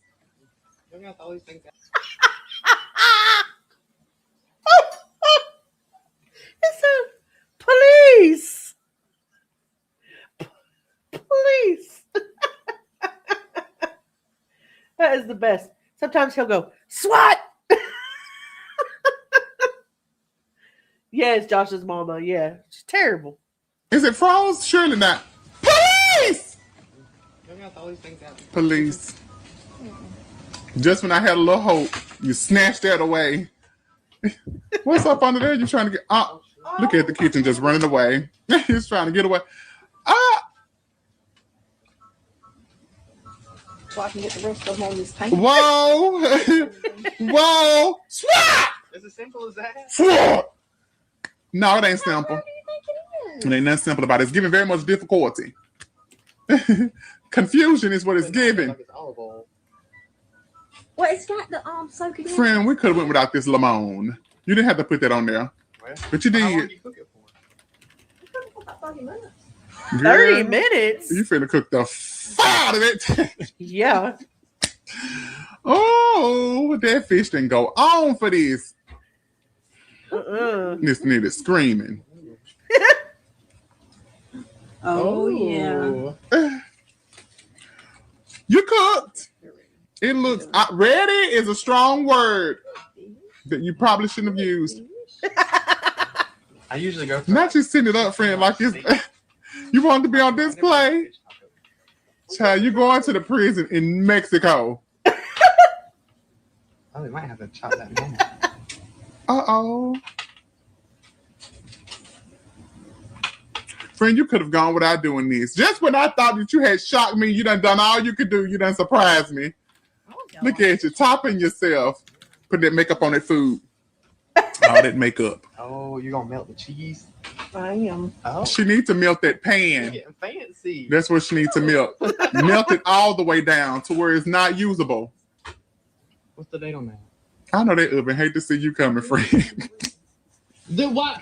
John, what? You cannot use that. Did you say 23?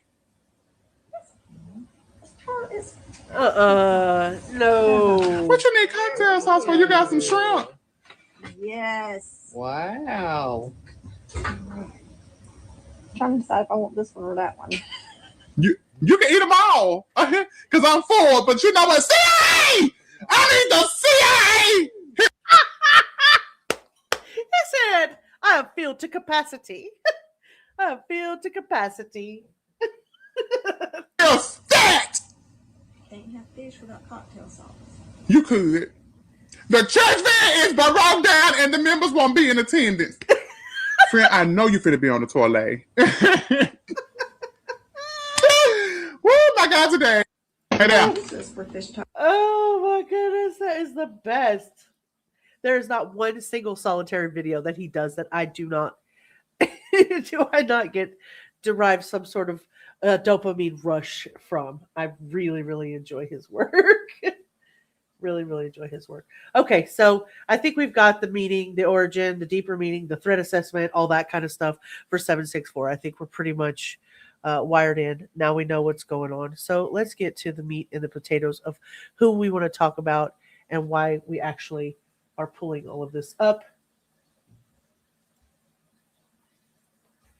Come on now. Open up. Okay, so what drew my attention to begin with was a news article that I saw, and it took me here. My fridge is a snitch to my cat. I hit out a snack from the fridge, and it snitched to my cat. Yeah, it looked really gross. It looked really, really gross. So the Lake Charles resident and participant in a nihilistic violent extremist group indicted for stalking, threatening, and swatting a minor and her family, and for possessing CSAM, or child sexual abuse material. We talked a little bit about nihilism and the philosophical view behind the nihilism or nihilistic group is that life is meaningless. The moral values are baseless. The knowledge is impossible. So all of those views reject the basis of all of the ideas of regular people, regular people with knowledge that don't believe that life is meaningless, that do believe in moral values and believe in a baseline for behavior, ethics, value, theory, metaphysics, all that kind of stuff. But Nihilism does not believe in that. And they believe that life is inherently meaningless and it lacks any higher purpose. And so therefore they use all of that, what I would consider to be an existential crisis of the mind to provoke other people into doing things that they wouldn't normally do. And this guy is one of them. So there's that. Boop. Are you guys able to see that? There we go. So on February 18th of 2026, today's the 24th. So what, last week?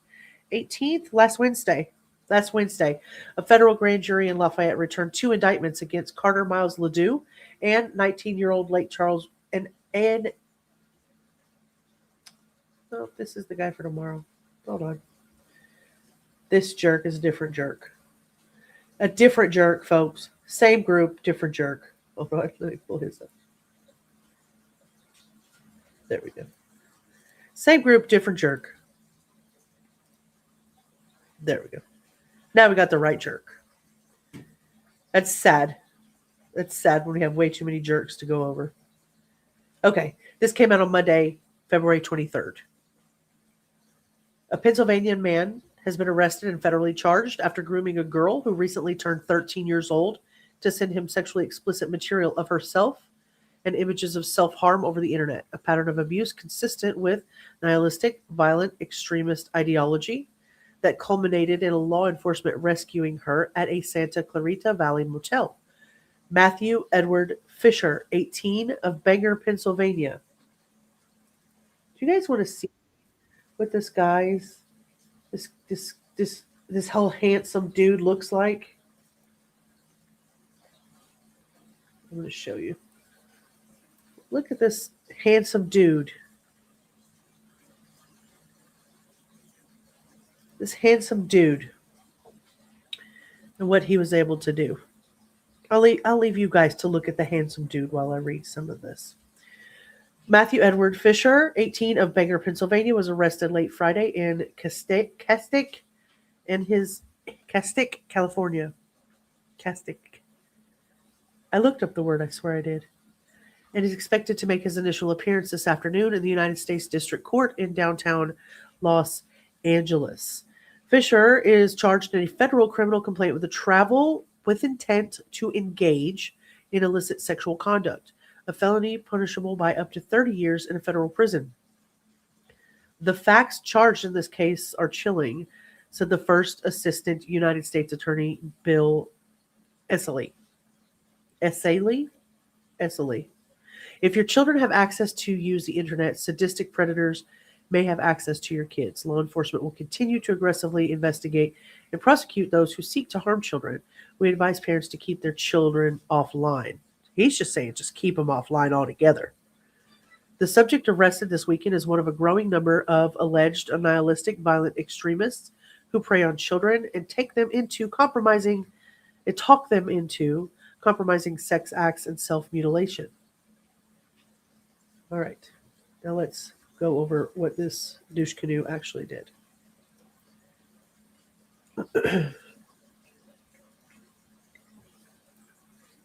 Open up.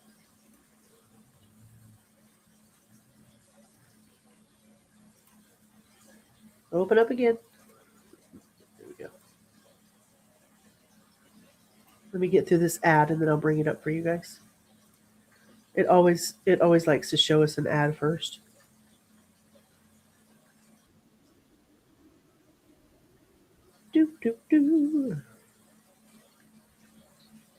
Did you guys see that Rubber Ramada made a song? Seriously, what was it? I don't know. Rubber Ramada made a Suno song today called Across the Pond. It was kind of cool.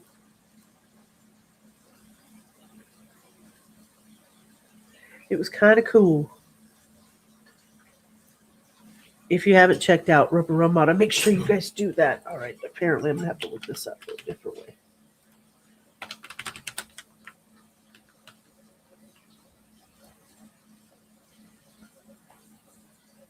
There it goes. I don't know why this thing makes it so difficult for me, Apparently, I don't know what I'm doing. Technically challenged today. Don't know how to speak English. Don't know what I'm doing. All that good stuff. So I'm really glad that I've got a few of you here with me, and I really appreciate you hanging out. Okay, here's our genius right here. A local 13-year-old girl is rescued from a Pennsylvania man who allegedly found her online and targeted her as part of a cult. I'm Colleen Sullivan in for Giovanna Lara. In Davidona, law enforcement rescued the girl from a motel room over the weekend, saying she was with a man tied to a violent extremist group. The group coerces and manipulates children into horrific acts. Eyewitness News reporter Bianca Bono has the disturbing details and the warning for parents. A life-saving operation involving local and federal law enforcement in Castaic Friday, when a 13-year-old girl from the Northridge area was found with an 18-year-old man from Pennsylvania. Okay, so I did say it right, Castaic.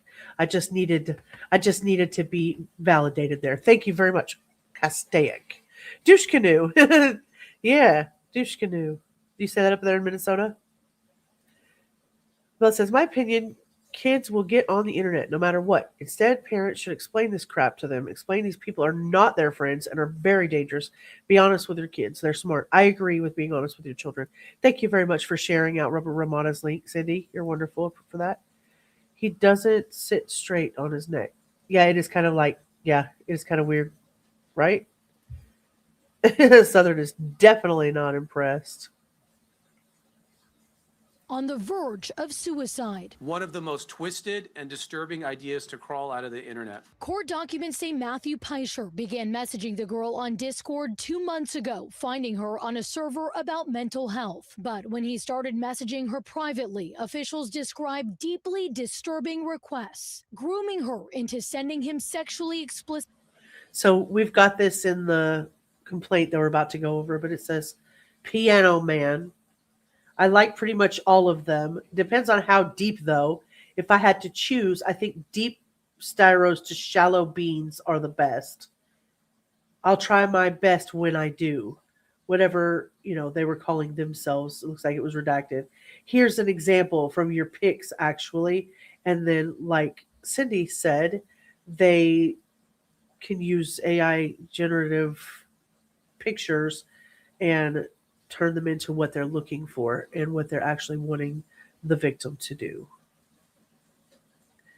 And I agree with that. Some of them, you can't explain it to them, and they're going to ultimately do what they want to do anyway.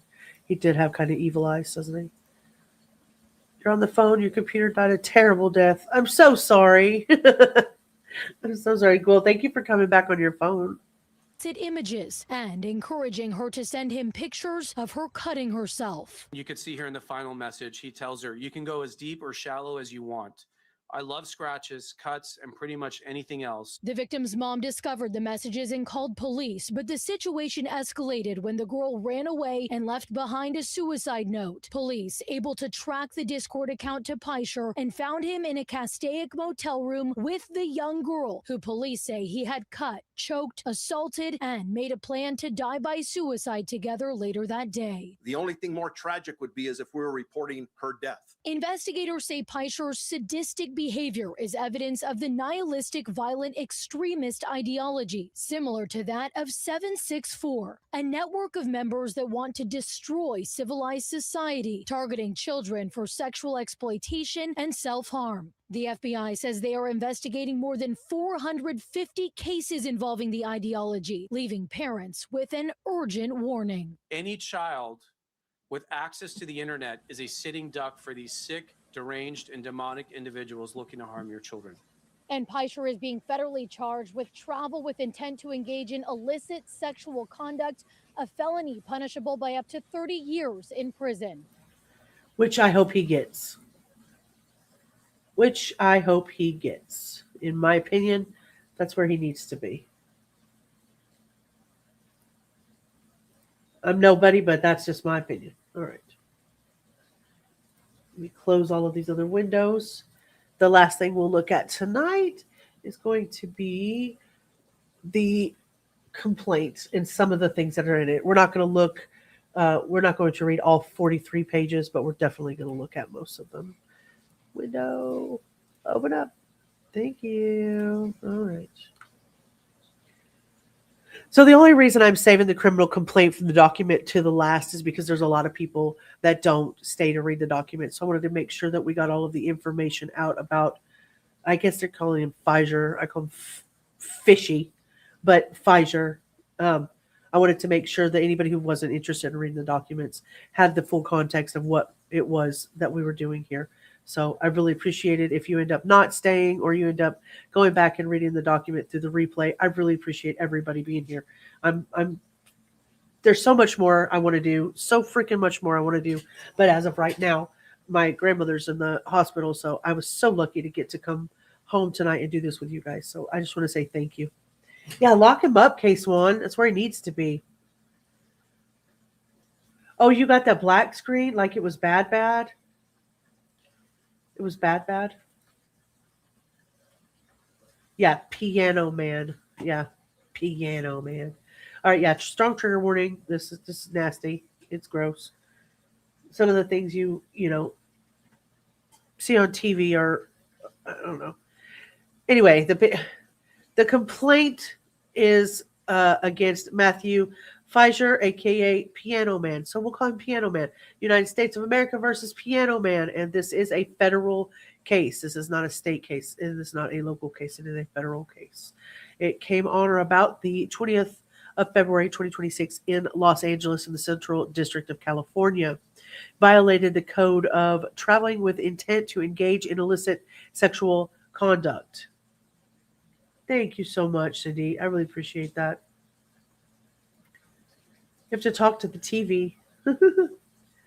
What'd your TV do? Did it turn off? It didn't update automatically. The audacity. The audacity. All right, let's go down here a little further. Okay. Special agent with the FBI have been employed since 2023, currently assigned to the domestic terrorism and web. Can you guys see that? What about now? Can you guys see it? On my screen, it looks like it's white. I don't have anything over it, so it's kind of weird. Yeah. Thank you, Michael. I appreciate that. Thank you. It's not easy, no. Yes. Thank you for the strength. Thank you. It's very light, isn't it? Yeah, I don't know why that is. On over here, it's not. Maybe I can share this a different way. Let me see.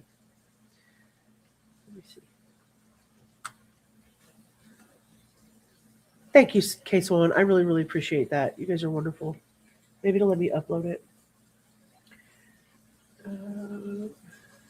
Slides and PDFs on my computer. Load the file. Let's do that. Let's upload it. No, he's not the one who started it.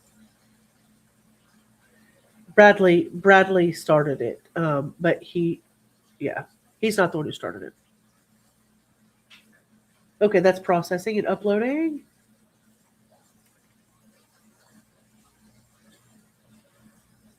Eek. Well, maybe that's all true. Or maybe it is more simple that 764 is the first three numbers in the zip code for Stephenville, Texas, where it originated. But I see what you did there. I like that. It was good thinking.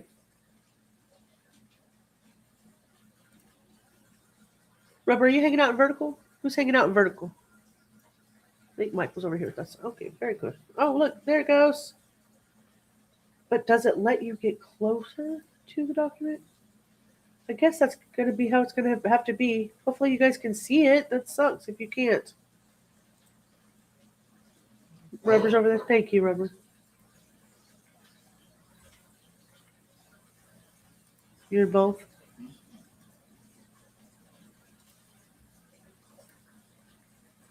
I don't think it'll let me zoom. See, Rubber, this is what I was talking about, getting one of those projector things where you could see it.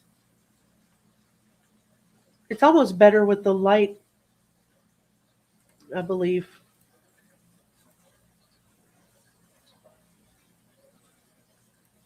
Thank you. All right, let's try it like this again. We're just going to have to do it like this. Do the screen over here.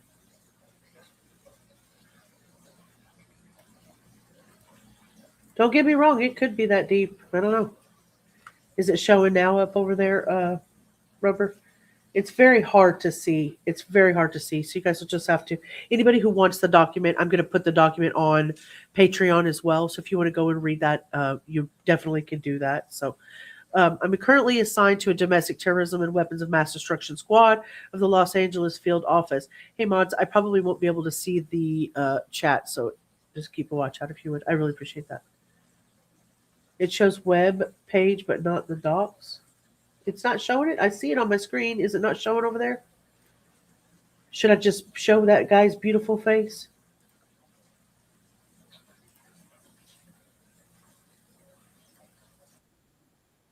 Oh, there you go. I see it. It's just real little. Okay, thank you. Y'all tell me Corey Richards did not laugh in court today.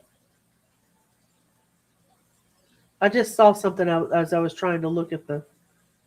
You'll have to let me know. Did Corey Richards laugh in court today? She's going to end up with a busted eye hole.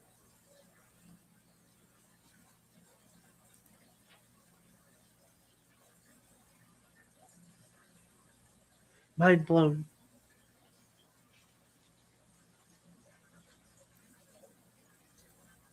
Well, your intellect level is way above mine.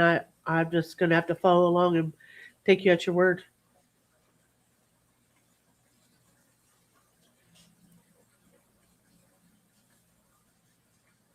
I primarily investigate people who commit violent criminal acts in furtherance of their political or social ideology. During my career, I have led and participated in numerous criminal and national security investigations. You didn't see her laugh? Okay, good. Case one. Somebody's got a thumbnail up of her white ass laughing in the courtroom. I'm like, surely she was not that stupid. Surely she did not pull some fuck shit like that. She was laughing during the medical examiner's testimony? Oh my gosh. I may have to come back. I may have to come back and do a separate. Oh, that was a month ago. Okay. God. I'd be so angry if I saw that. The purpose of the affidavit is in support of a criminal complaint against an arrest warrant for Matthew, aka Piano Man, for a violation of Title 18, travel with intent to engage in illicit sexual conduct. It's also made in support of an application for warrants to search the following digital devices, the subject's devices, as further described in Attachment A. One black Samsung phone with IMEI number seized from the hotel room on February 20th, 2026. There's a lot of talk about gummies today. Oh, Lord. Grizzly was not happy.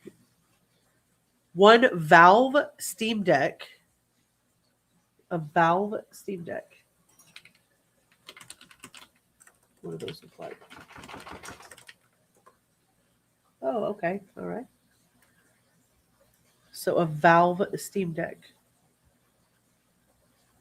Wow. Okay.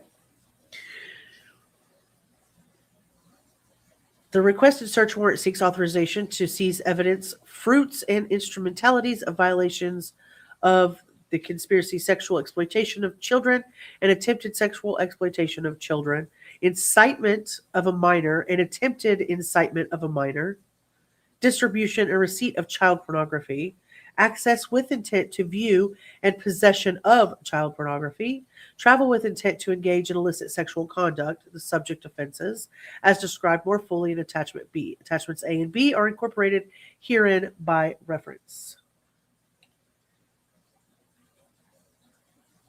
I'll have to go back and watch. That sounds funny.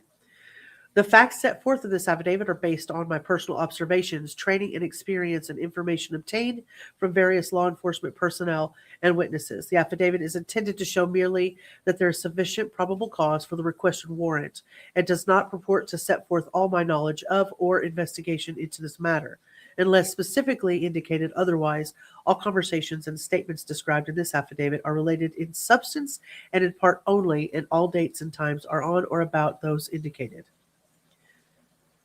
Background on nihilistic violent extremism, or NVE, and the 764 network's focus on targeting children for violent crime. Based on my training and experience and discussions with other FBI agents, I wonder if you could do, is there a dark mode?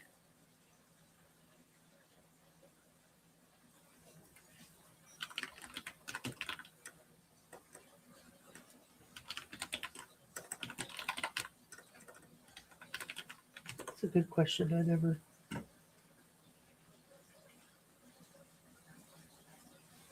Hold on a second. Hold on a second. See if I can figure this out. Yeah, I hope they do too. If she is guilty, they need to find her guilty. Menu. View.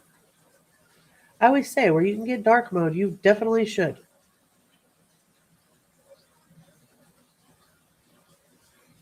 Display theme and select dark gray. Okay, display theme, dark gray. What did that help? It helped nothing. It helped nothing.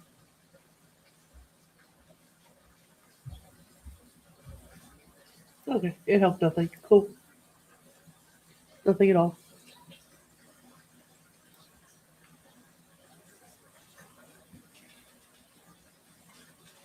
I'll have to take your word for that, Abellis. I have to go back. Maybe I'll do a stream and just do the. I want to do the opening statements, and maybe I'll do a little bit of the trial. I'd kind of like to know what's going on. Everybody's been waiting so long for it. We've talked about it, I don't know how many times. Okay. I understand the following about NVE and 764. NVEs are individuals who engage in criminal conduct within the United States and abroad in furtherance of political, social, or religious goals that derive primarily from a hatred of society at large and a desire to bring about its collapse by sowing indiscriminate chaos, destruction, and social instability. NVEs work individually or as part of a network with the goals of destroying civilized society through the corruption and exploitation of vulnerable populations, which often include minors. They have kids and they kept gummies above the kitchen fridge. I was like, that's the first place we'd look. Dr. Pepper was a physician. Oh, physician. I see what you did there. NVEs, both individually and as a network, systematically and methodically target vulnerable populations across the United States and the globe. NVEs frequently use social media communication platforms to connect with individuals and desensitize them to violence by, among other things, breaking down societal norms regarding engaging in violence, normalizing the possession, production, and sharing of child sexual abuse material and gore material, and otherwise corrupting and grooming those individuals towards committing future acts of violence, which is everything that we discussed earlier. Those individuals are targeted online, often through synchronized group chats. NVEs frequently conduct coordinated extortions of individuals by blackmailing them so they comply with the demands of the network.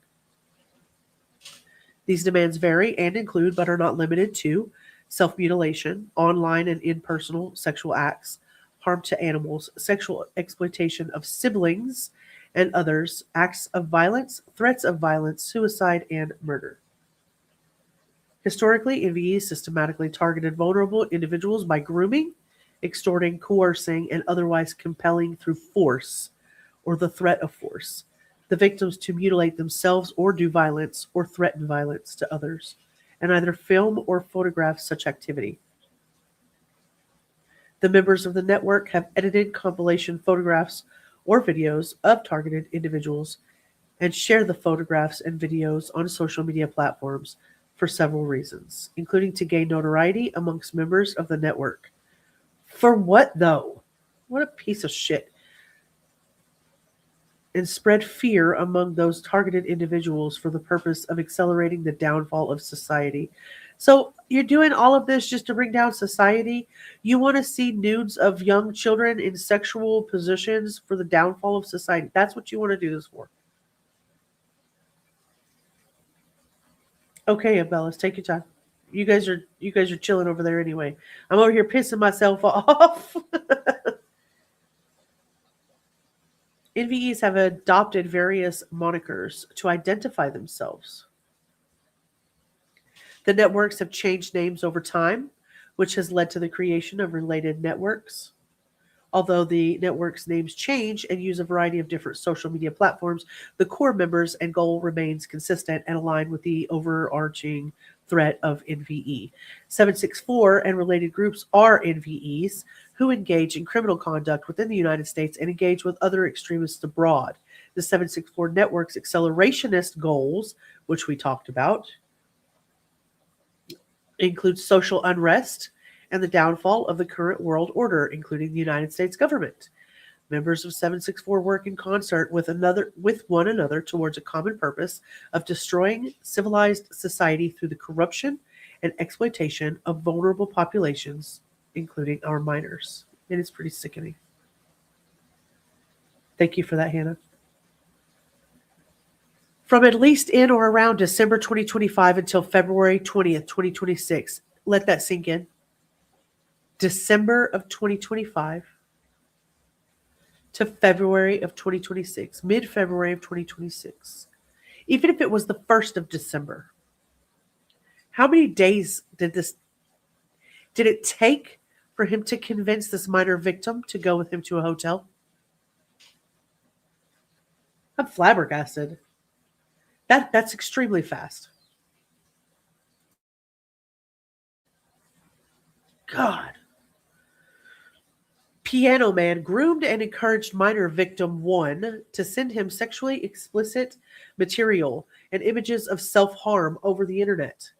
Among other things, Piano Man specifically encouraged minor victim 1 via chat messages to engage in acts of self-harm, including by establishing a Discord server where minor victim 1 could be filmed using blades to cut herself.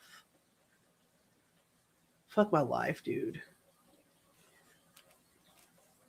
Minor victim 1 recently turned 13 years old. This pattern of abuse culminated in Pysher's travel to Los Angeles, California from Bangor, Pennsylvania on February 20th, 2025. I agree, Cindy. Sad times, man. Okay. Yeah, you're right. I almost forgot about you, love. Let me pull that up.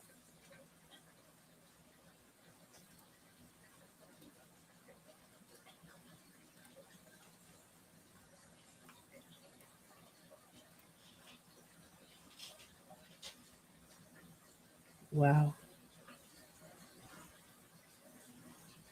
Piano Man says, hard to explain. I like the colors, first of all, LOL. I just think red is a pretty color, a very pretty color, and I like how blood looks on skin. I think blades are hot, and I like the idea of someone doing something like that for me. A big part is that last one, the fact that it's for me, makes me love it. Fuck, dude. I understand.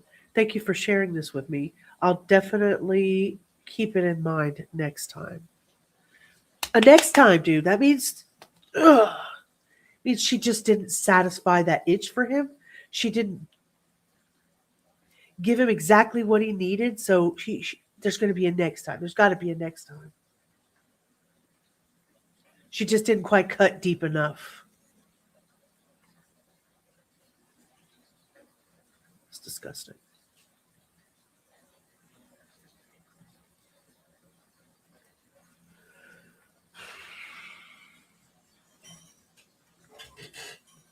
He traveled from Los Angeles, California from Bangor, Pennsylvania on February 20th, 2026 in order for Pysher to engage in sexual activity with minor victim 1. On February 20th, 2026, Pysher, along with a co-conspirator, picked minor victim 1 up from a location near her home and transported her to the Roadway Inn Motel in Castaic, California.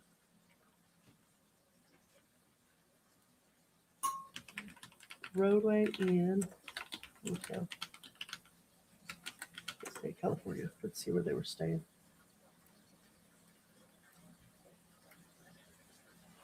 Dude. Wow.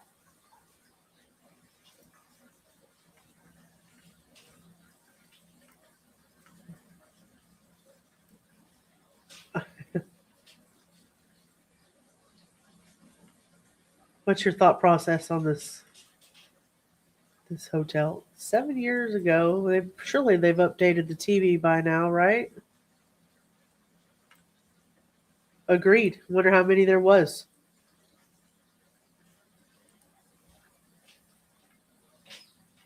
Ew. Oh my gosh, yeah, there's a stain up here. Oh gosh. No ma'am. No ma'am. Would you walk barefoot on that damn thing? I would never use that coffee pot. Cheap, stinky. Yeah, that's my first thoughts too. Terrible. I would never. I'm not even being shitty. Like, I would never. Especially if I walked in and be like, what is that? That's scary looking. This looks like one of them hotel that, yeah, it looks like a hotel that you walk into. Yeah, don't put no black light in there. It's one of the hotels that you would walk into and be like, in one of those movies, one of those scary movies, the No-Tell Motel. Oh, Lord. Let's see what it looks like outside. Okay. Wow. Well, why is the picture all the way down here if it's over there? Look at that. The picture says it's over. Look, we got to drive. Now we in the right place. Best value. Ice and parking.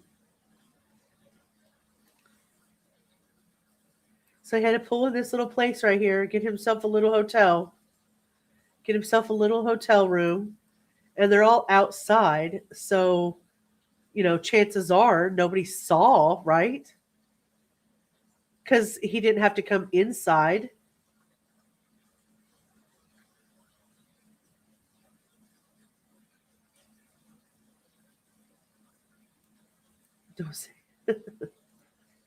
Content says it's off the 5 freeway by the Grapevine. You only stop to poo and eat and sleep and gas. I don't know. I don't know if I'd do any of those things in here. Maybe I guess if I were. Oh, there's a taco stand though. Tacos El Vaquero. We got food.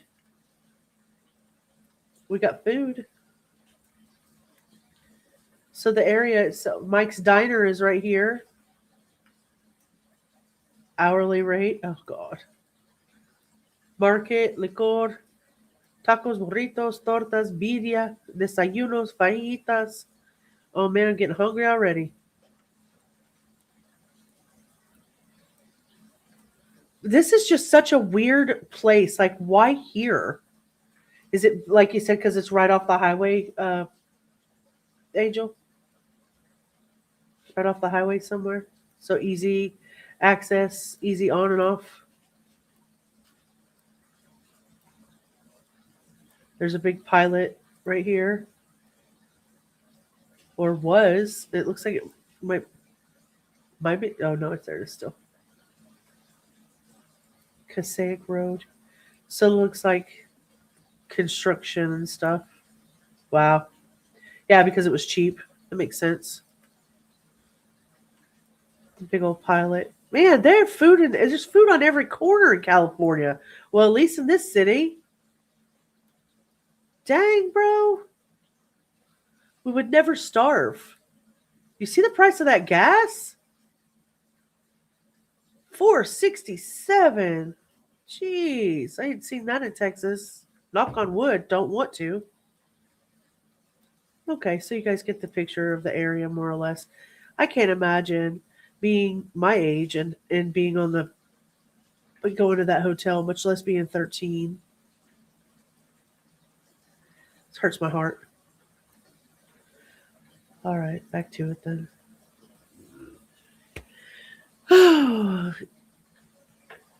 Anyway, he transported her to the Roadway Inn Motel in Castaic, California.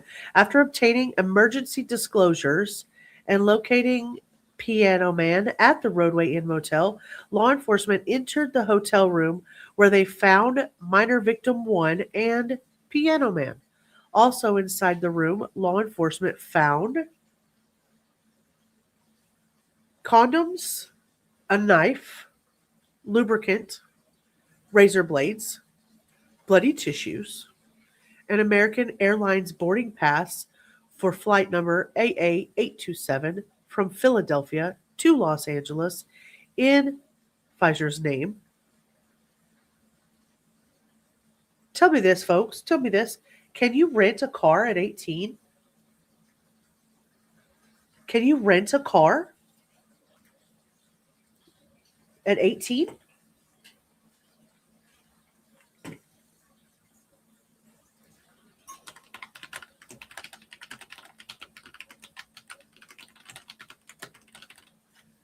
Let's see.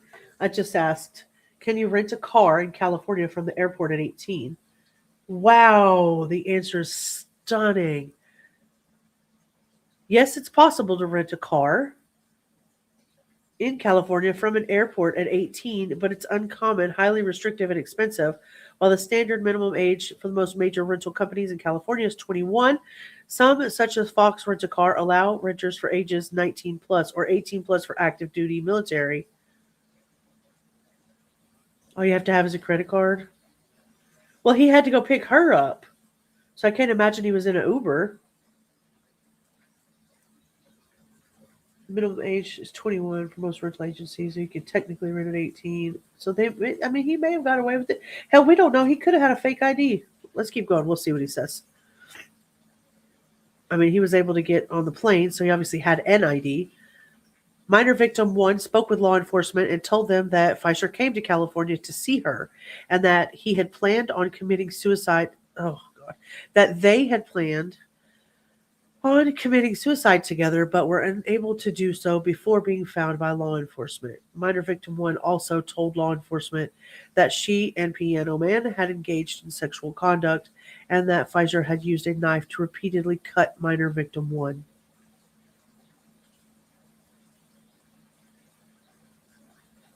You sure he was? I believe you. I believe you.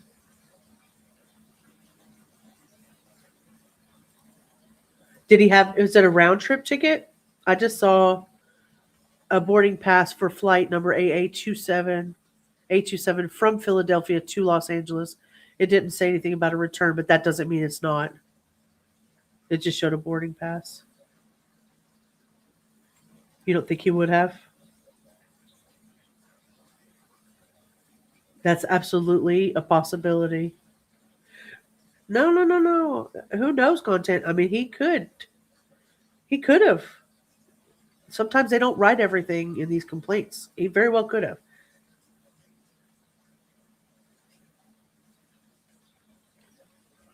Excuse me.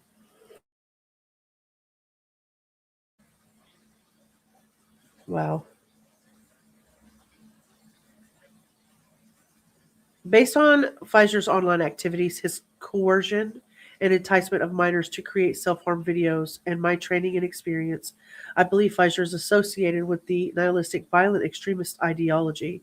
Additionally, for the reasons discussed in this affidavit, I believe that Pysher's digital devices likely contain evidence related to the subject's offenses, including information about additional minor victims.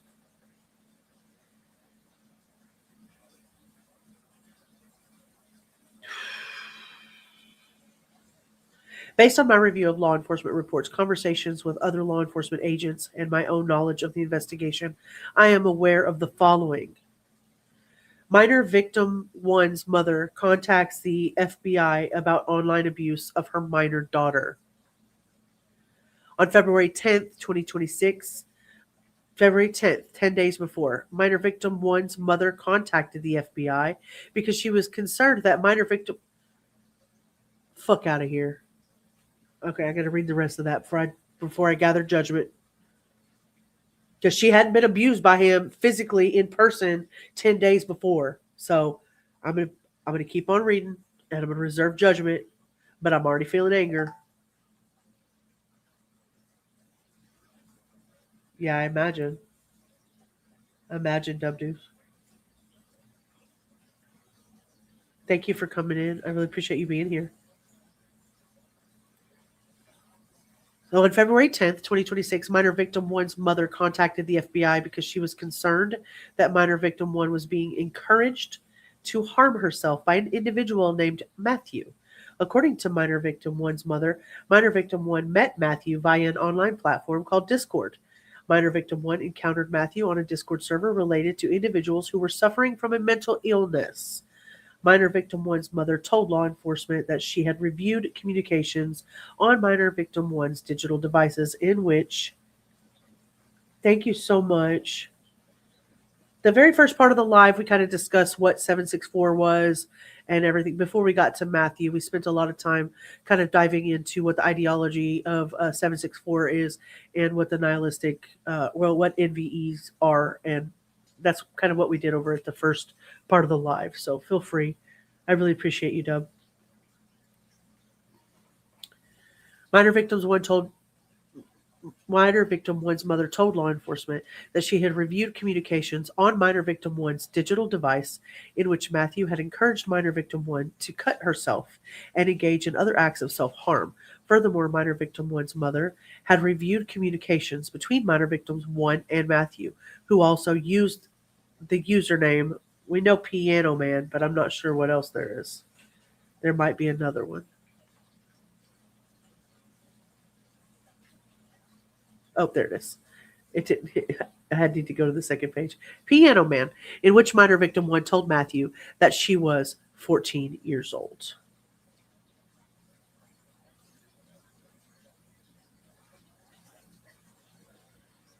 You know, touche. I like that. Thank you. Thank you. Small tangent, Abella says, for the first time in 4 years, there are no sunspots on the sun or on my face. Content says, really, Abellis? Dub, hello. On February 20th, 2026, at approximately 11:30 a.m., I arrived at minor victim one's mother's home to pick up minor victim one's digital devices. Shortly after leaving the home, I received a call from minor victim one's mother who said that minor victim one's grandfather had found a suicide note from minor victim one and that she had run away from the home.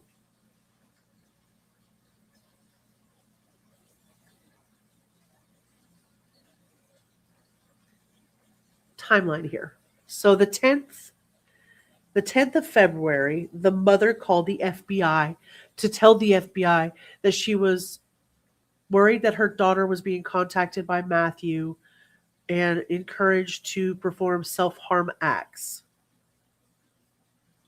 So 10 days later, at 11:30 in the morning, the FBI goes to pick up the devices from the home 10 days later.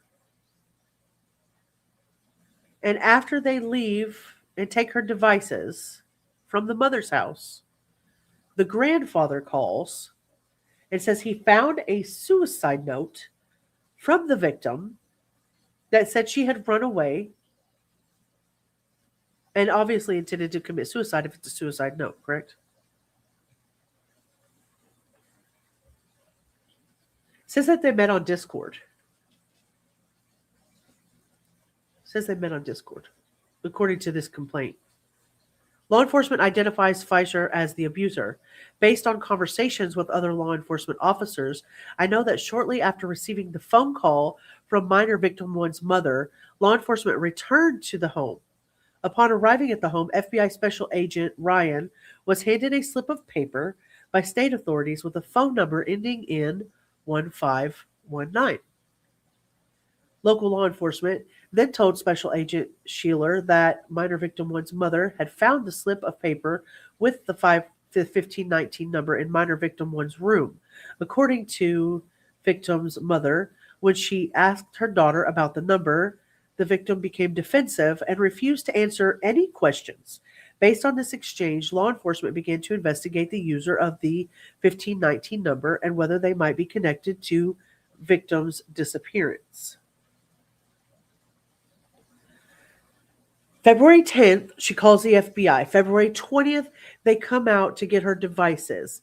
After leaving, grandfather calls, says the suicide note is here at the house. They go back to the mom's house, and mom hands them a piece of paper, which she did not do when they went to go pick up the devices, that had a number with the ending of 1519 on it, and said this might be connected to the person who might be encouraging my daughter to self-harm.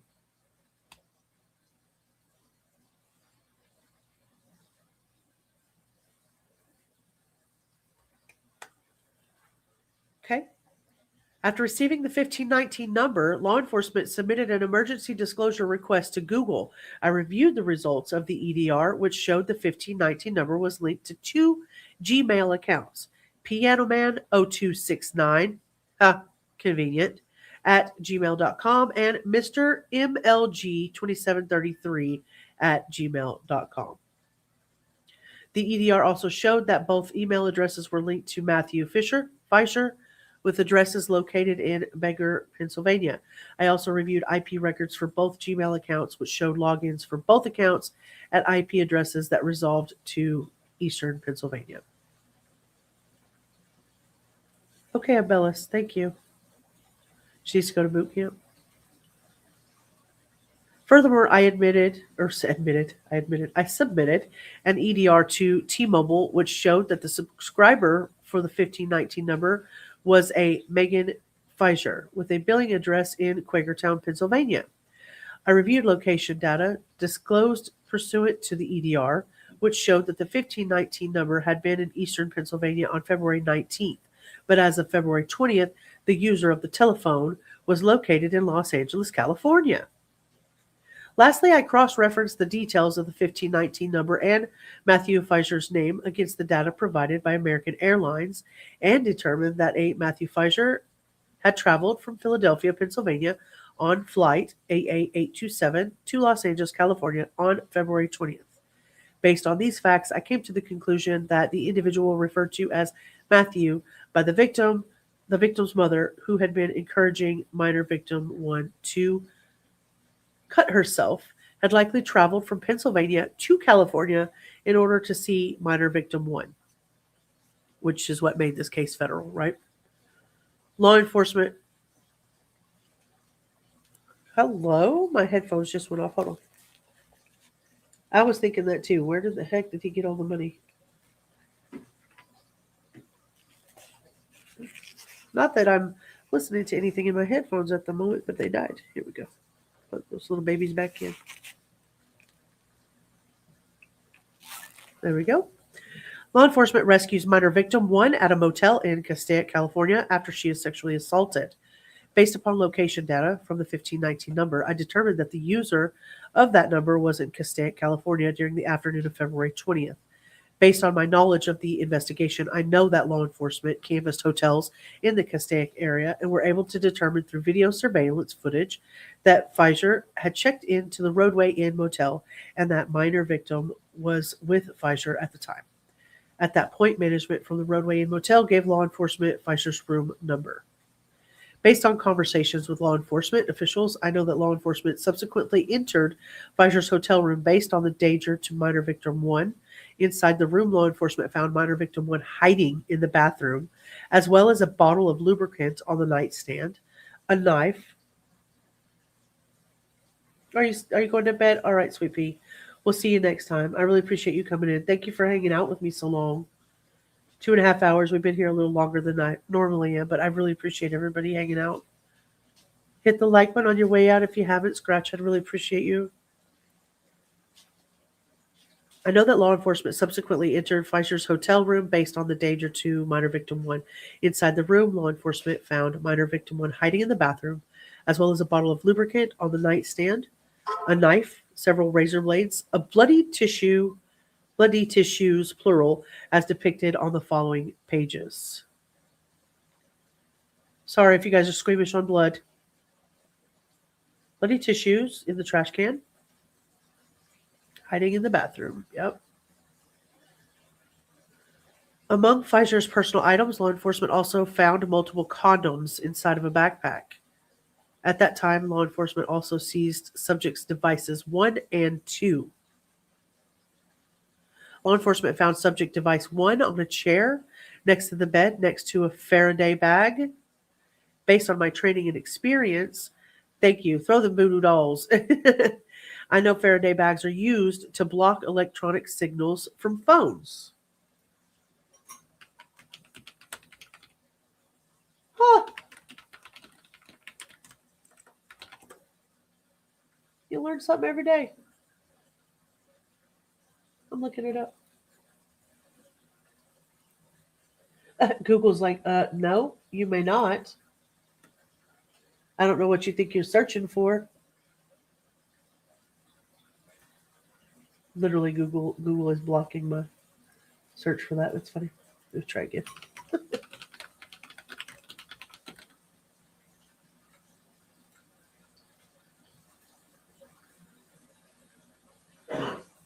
What the heck? Right? What the heck do you need the condoms for? I agree with that. Why would you even need a condom if you're planning on killing yourself? Because these people do things that don't make no damn sense.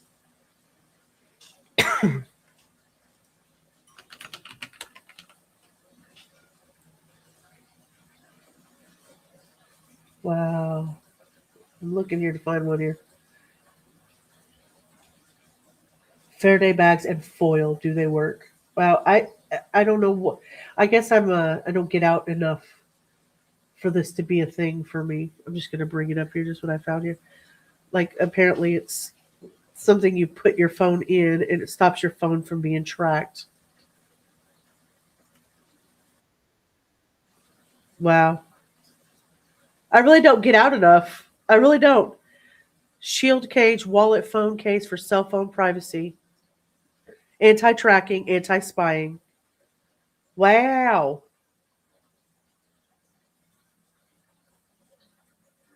We do have lots of questions. Yeah. Lots of questions. Okay, anyways, wow. Okay, so they found a Faraday bag based on the training and experience. I know Faraday bags are used to block electronic signals from phones. Wow. Subject device 2 was found on a desk, which was that Steam Deck thing that we saw inside the hotel room.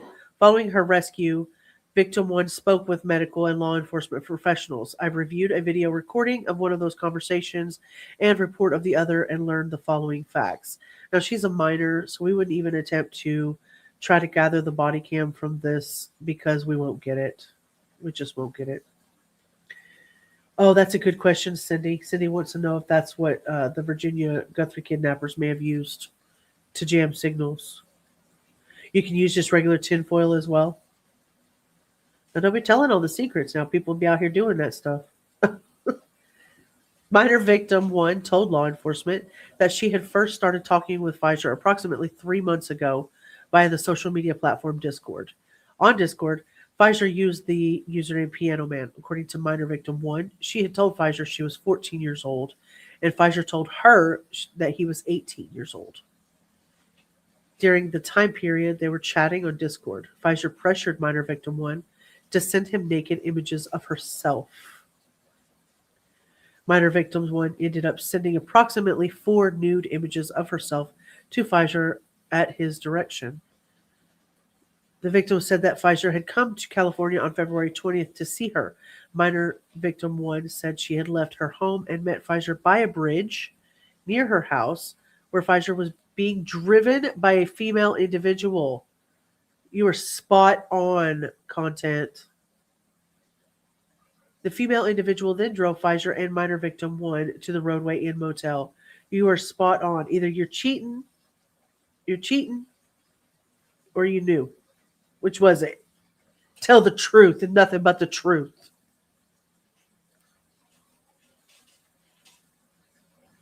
Tell the truth. I want the truth. You can't handle the truth.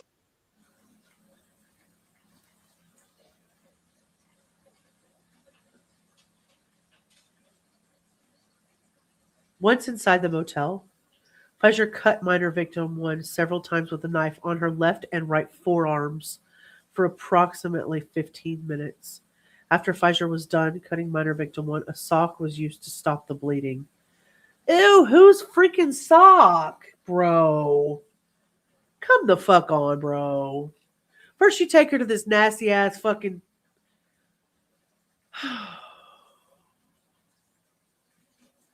Are y'all there? Am I talking to myself?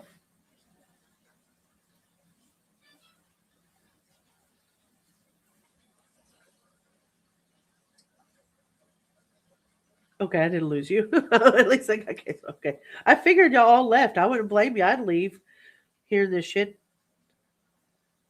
Run. This is crazy. Was that the third one, Hannah? Third one? Because they didn't even do that stuff on her channel. I'm kind of scrolling off to the side. I'll have to call Hannah about this later. Kiwis. Okay, good. Okay. Scared me now. I thought I was alone. So they were inside. He started cutting her forearms, and then he used his nasty ass freaking sock to stop the bleeding. Okay, that's where we're at. It's fucking disgusting. Afterwards, Pfizer had sexual intercourse with minor victim 1, even though minor victim 1 said she did not want to. During intercourse, Pfizer repeatedly choked her to the point that minor victim 1 could not speak. Minor victim 1 told law enforcement that Pfizer's plan was for them to go to the top of a big hotel and jump off together. Okay, sweet pea. Sleep sweet. Good night. We'll see you soon, Orange. Minor victim 1 is in fact 13 years and was 12 years old during the majority of the time she was speaking to Pfizer. Just FYI. Minor victim 1 told law enforcement that all the items inside the hotel room were Pfizer's, including the backpack in which the condoms were found. Seized communications show that Pfizer's groomed and abused minor victim 1 before traveling to California. Based on my review of communications between Piano Man and the minor victim, found on minor victim 1's cell phone, I know that Pfizer engaged in grooming activity, and that encouraged minor victim 1 to harm herself, including by cutting deep wounds into her body.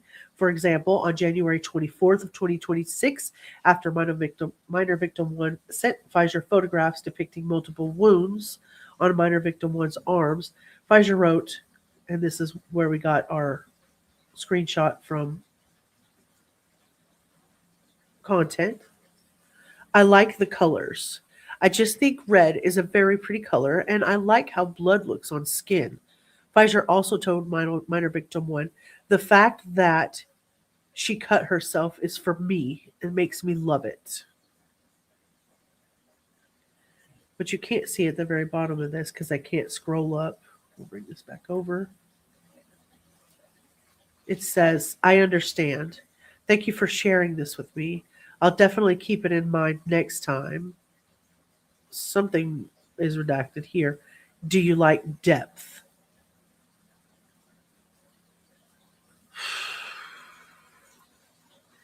The text communications also show that Pfizer encouraged minor victim 1 to harm herself and gave minor victim 1 directions about how to cut herself, as depicted in the following screenshots. On the left side, it says, I like pretty much all of them, LOL. Depends on how deep, though. If I had to choose, I think deep styros to shallow beans are the best. The fuck? Oh man, I'll try my best when I do. Here's an example from your pictures, actually, and we talked about that. You can go as deep or shallow as you want. I love scratches, cuts, and pretty much anything else. Some are better at different times, too. I'm not picky. The response was, you want... I love scratches, cuts, and pretty much. I just want to be the best for you. Ha ha. Not without being sick to my stomach, Rubber.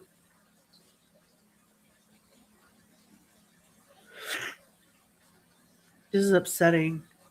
I never had any girls, but I cannot imagine you families out there who've had little girls that have just like, jeez. Pysher admitted he traveled to California to meet with the victim. After entering the hotel room, I met Pysher, who agreed to speak with me after being read his Miranda rights, and I learned the following. Pysher traveled from Philadelphia to California on February 20th in order to see the victim. Pysher admitted to meeting the victim over the internet prior to coming to California. And Pysher said he did not buy anything while in California except for food and toothpaste. Pysher was amenable to the idea that minor victim 1 should commit suicide. Based on these admissions, I came to the conclusion that Pysher had traveled from Pennsylvania to California with the intent to engage in sexual activity with minor victim 1. In part, I came to this conclusion based on the fact that Pysher had likely brought condoms and lubricant with him from across the country and had not purchased them here in California, meaning that he had planned to engage in sexual acts with minor victim 1 before traveling to California. Based on my training experience and conversation with other law enforcement officers, I believe there is probable cause to establish that Pysher's activities are consistent with NVE ideology. Namely, I have come to this conclusion based on Pysher's demonstrated interest in cutting, including of minor victims such as minor victim 1, his use of Discord to recruit and groom minor victims, and his nihilistic ideation, including his encouragement to minor victim 1 to commit suicide.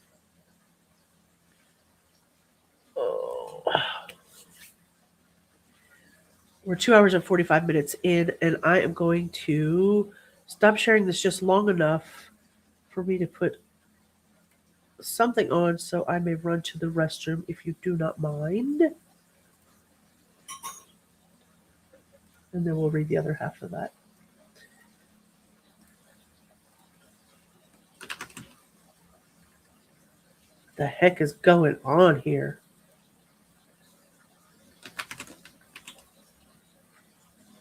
How are you guys feeling? Everybody okay? Are we okay?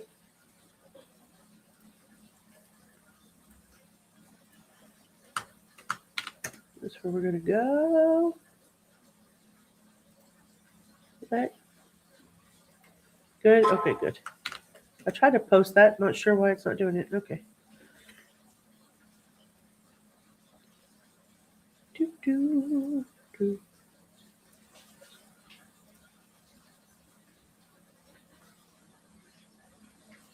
You're all ears? Okay, good. Very good. You guys make me laugh. We're good, dude.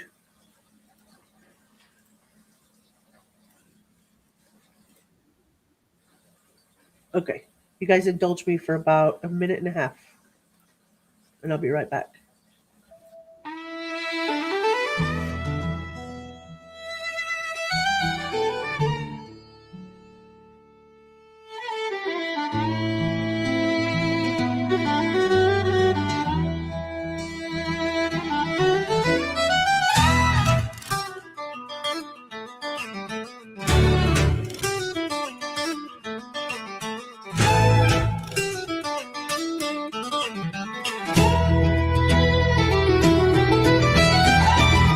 The porch light hums, the night turns gold.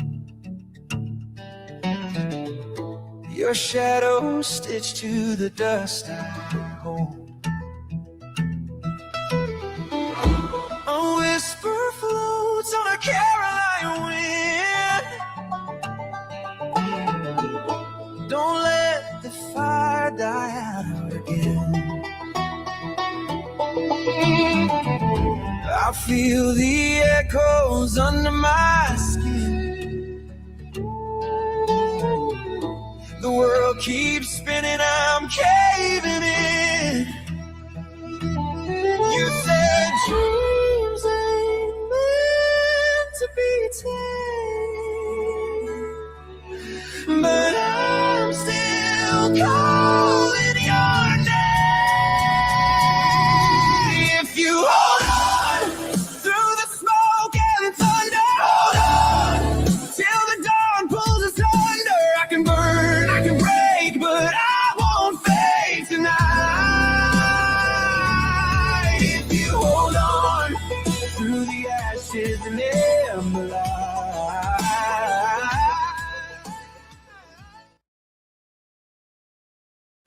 Okay, thank you. Thank you for waiting for me. Sorry. I know I lose people. Don't you dare have a bathroom break. Don't you do it.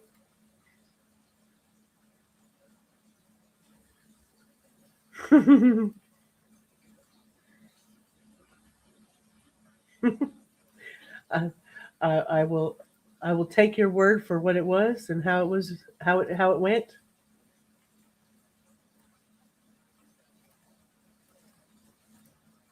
You good, dude? I'm good. I'm good now. I'm better.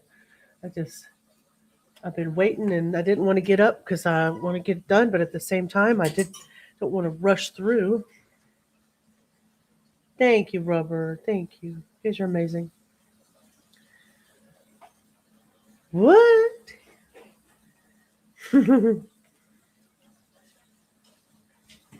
All right. All right, we're on background on child exploitation offenses, computers, the internet, and definition of terms. In this affidavit, the terms minor, sexually explicit conduct, visual depiction, producing, and child pornography are defined as set forth in that clause. The term computer is defined as set forth in this clause. Based upon my training and experience in the investigation of child pornography and information related to me by other law enforcement officers, relayed or related? No, it said related. To me by other law enforcement officers involved in the investigation of child pornography, I know the following information about the use of computers with child pornography. Keep making me say that word, trying to get me canceled. Computers and computer technology have revolutionized the way in which child pornography is produced, distributed, and utilized. They can now produce both still and moving images directly from a common video camera and can convert those images into computer readable formats. We're about to get into Cindy's territory here with the AI. The use of digital technology has enabled child pornographers to electronically receive, distribute, and possess large numbers of child exploitation images and videos with other internet users worldwide. File storage. Computer users can choose their method of storing files either on a computer's hard drive, an external hard drive, a memory card, a USB thumb drive, a smartphone, or other digital media device, etc., locally, like on your phone or on your device, on virtual servers accessible from any digital device with an internet connection, like cloud storage, like Google Drive, for example. Where have we heard about Google Drive? I know that y'all remember. Computer users frequently transfer files from one location to another, such as from a phone to a computer or from cloud storage to an external hard drive. Computer users also often create backup or duplicate copies of their files. In this way, digital child pornography is extremely mobile, and such digital files are easily reproduced. Exactly, Cindy. I know who's paying attention. I know you're paying attention. I love your face. Extremely mobile, and such digital files are easily reproduced and transported. For example, with the click of a button, images and videos containing child pornography can be put onto external hard drives small enough to fit onto a keychain. Just as easily, these files can be copied onto compact discs or stored on mobile digital devices. I think you guys get the point here. You can also store the stuff on the internet. It's not online service and has no real central hub. Keep going here. You guys are smarts. So I know you know all this stuff. You know what the IP address is about. You know what a chat is. You know what sexually explicit material is. You know what computer hardware is. Computer passwords, I'm sure you know what those are. You know what internet service providers are. Log files are records that automatically produced by your computer program, so that unless you know how to get those off, they're just kind of like running in the background. Or web logs, also remote computers, etc. Know what you have on there.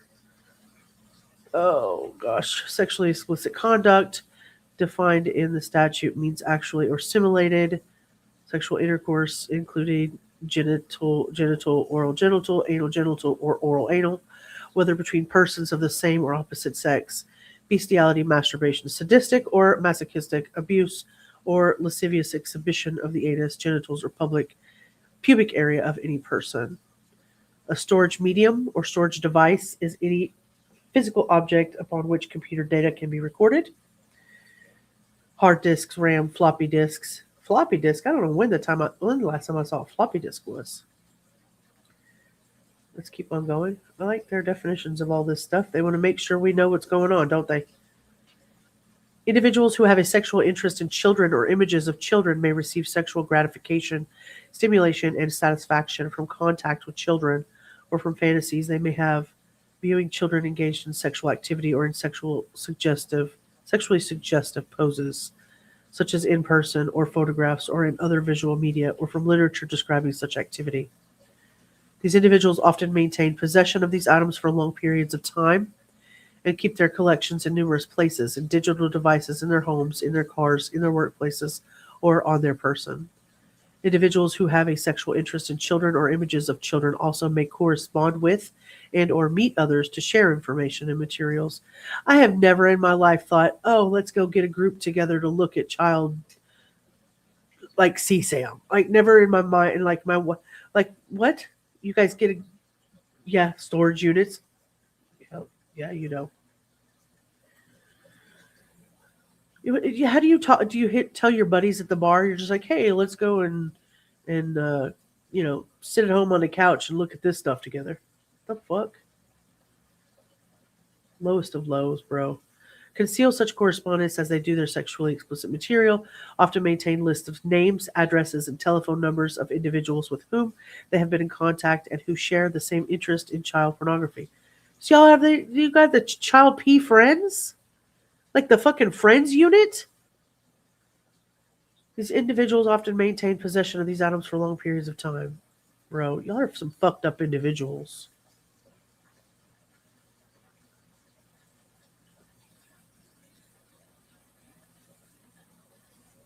Right, Cindy? Fucked up individuals. Based on this is the training and experience on digital devices. I think this is just telling them why they don't disappear, why the people think that they do disappear when they do not. Forensic methods may uncover electronic files or remnants of such files months or even years after the files have been downloaded, deleted, or viewed via the internet. Normally, when a person deletes a file on a computer, the data contained in the file does not disappear. Rather, the data remains on the hard drive until overwritten by new data, which may only occur after a long period of time. Similarly, files viewed on the internet are often automatically downloaded into a temporary directory or cache that are only overwritten as they are replaced with more recently downloaded or viewed content, and may also be recoverable months or years later. Digital devices often contain electronic evidence related to a crime, the device's user, or the existence of evidence in other locations. How the device has been used, what has been used for, who has used it, and who has been responsible for creating or maintaining records. That's how they call it. Yeah. Oh, I haven't thought about that guy in a long time. The Subway sandwich guy. Yep. Yeah, how would that conversation even start? Like, hey, my pedo friends. Yeah, I forgot about him too. I like the way that they're explaining this. If somebody didn't know what all of these things mean, that it actually explains it in the complaint. Talks about the biometrics on the phone. Wow. Okay, so this is for the attachments, the devices that they're searching. The digital devices that are currently maintained in the custody of the FBI was his black Samsung phone and his Valve Steam Deck, and then her phone. Oh, God. The items to be seized are evidence, contrabands. We already read about that. That's for the attachments.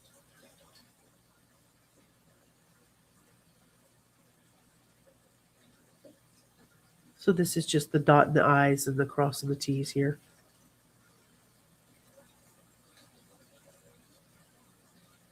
The search team will conduct the search only by using search protocols.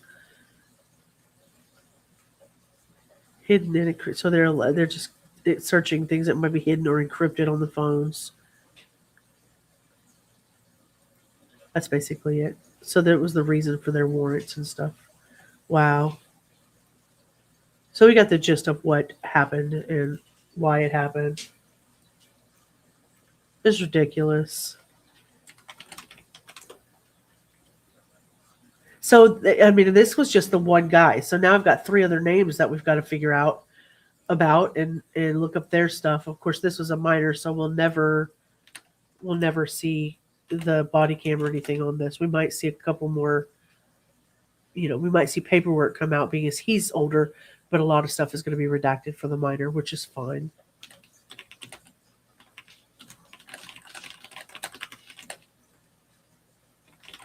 You guys have been here with me so long tonight. I'm so appreciative. We've been here 3 whole hours.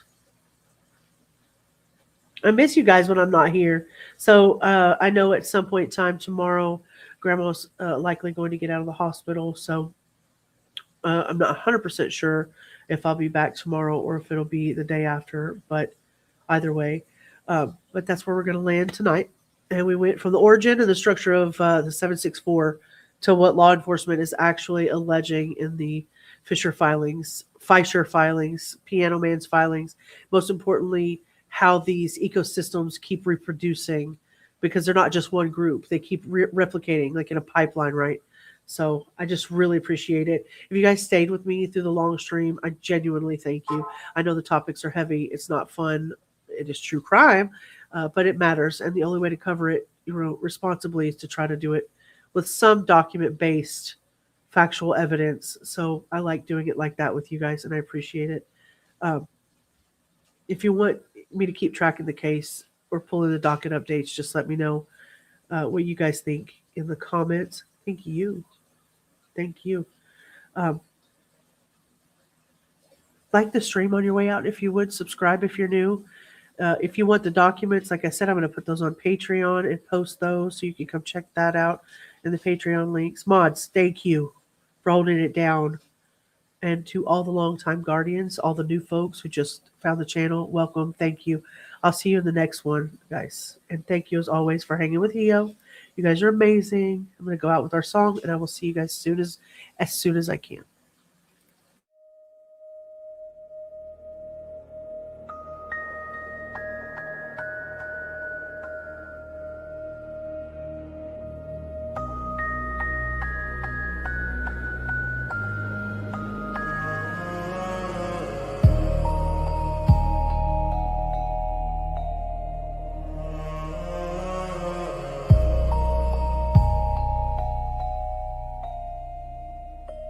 We found the flame in the silence when the world forgot our names.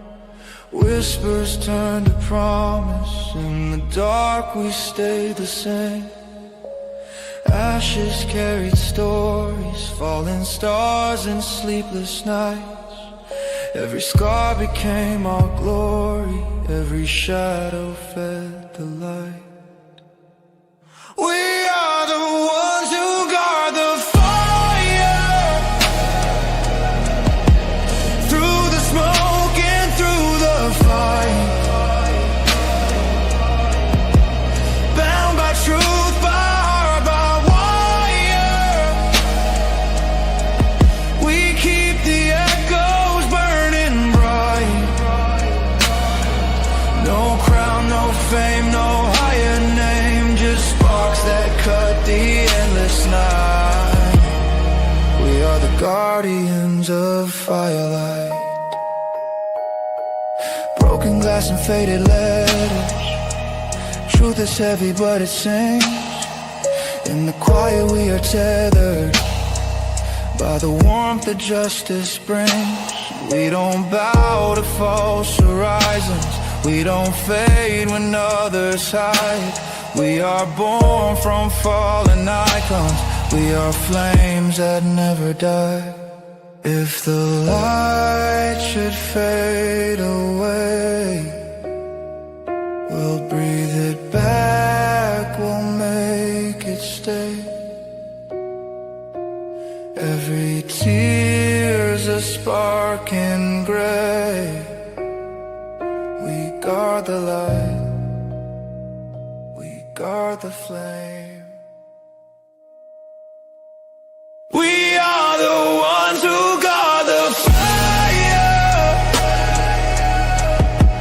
Through the smoke and through the fight. Bound by truth, by heart, by wire.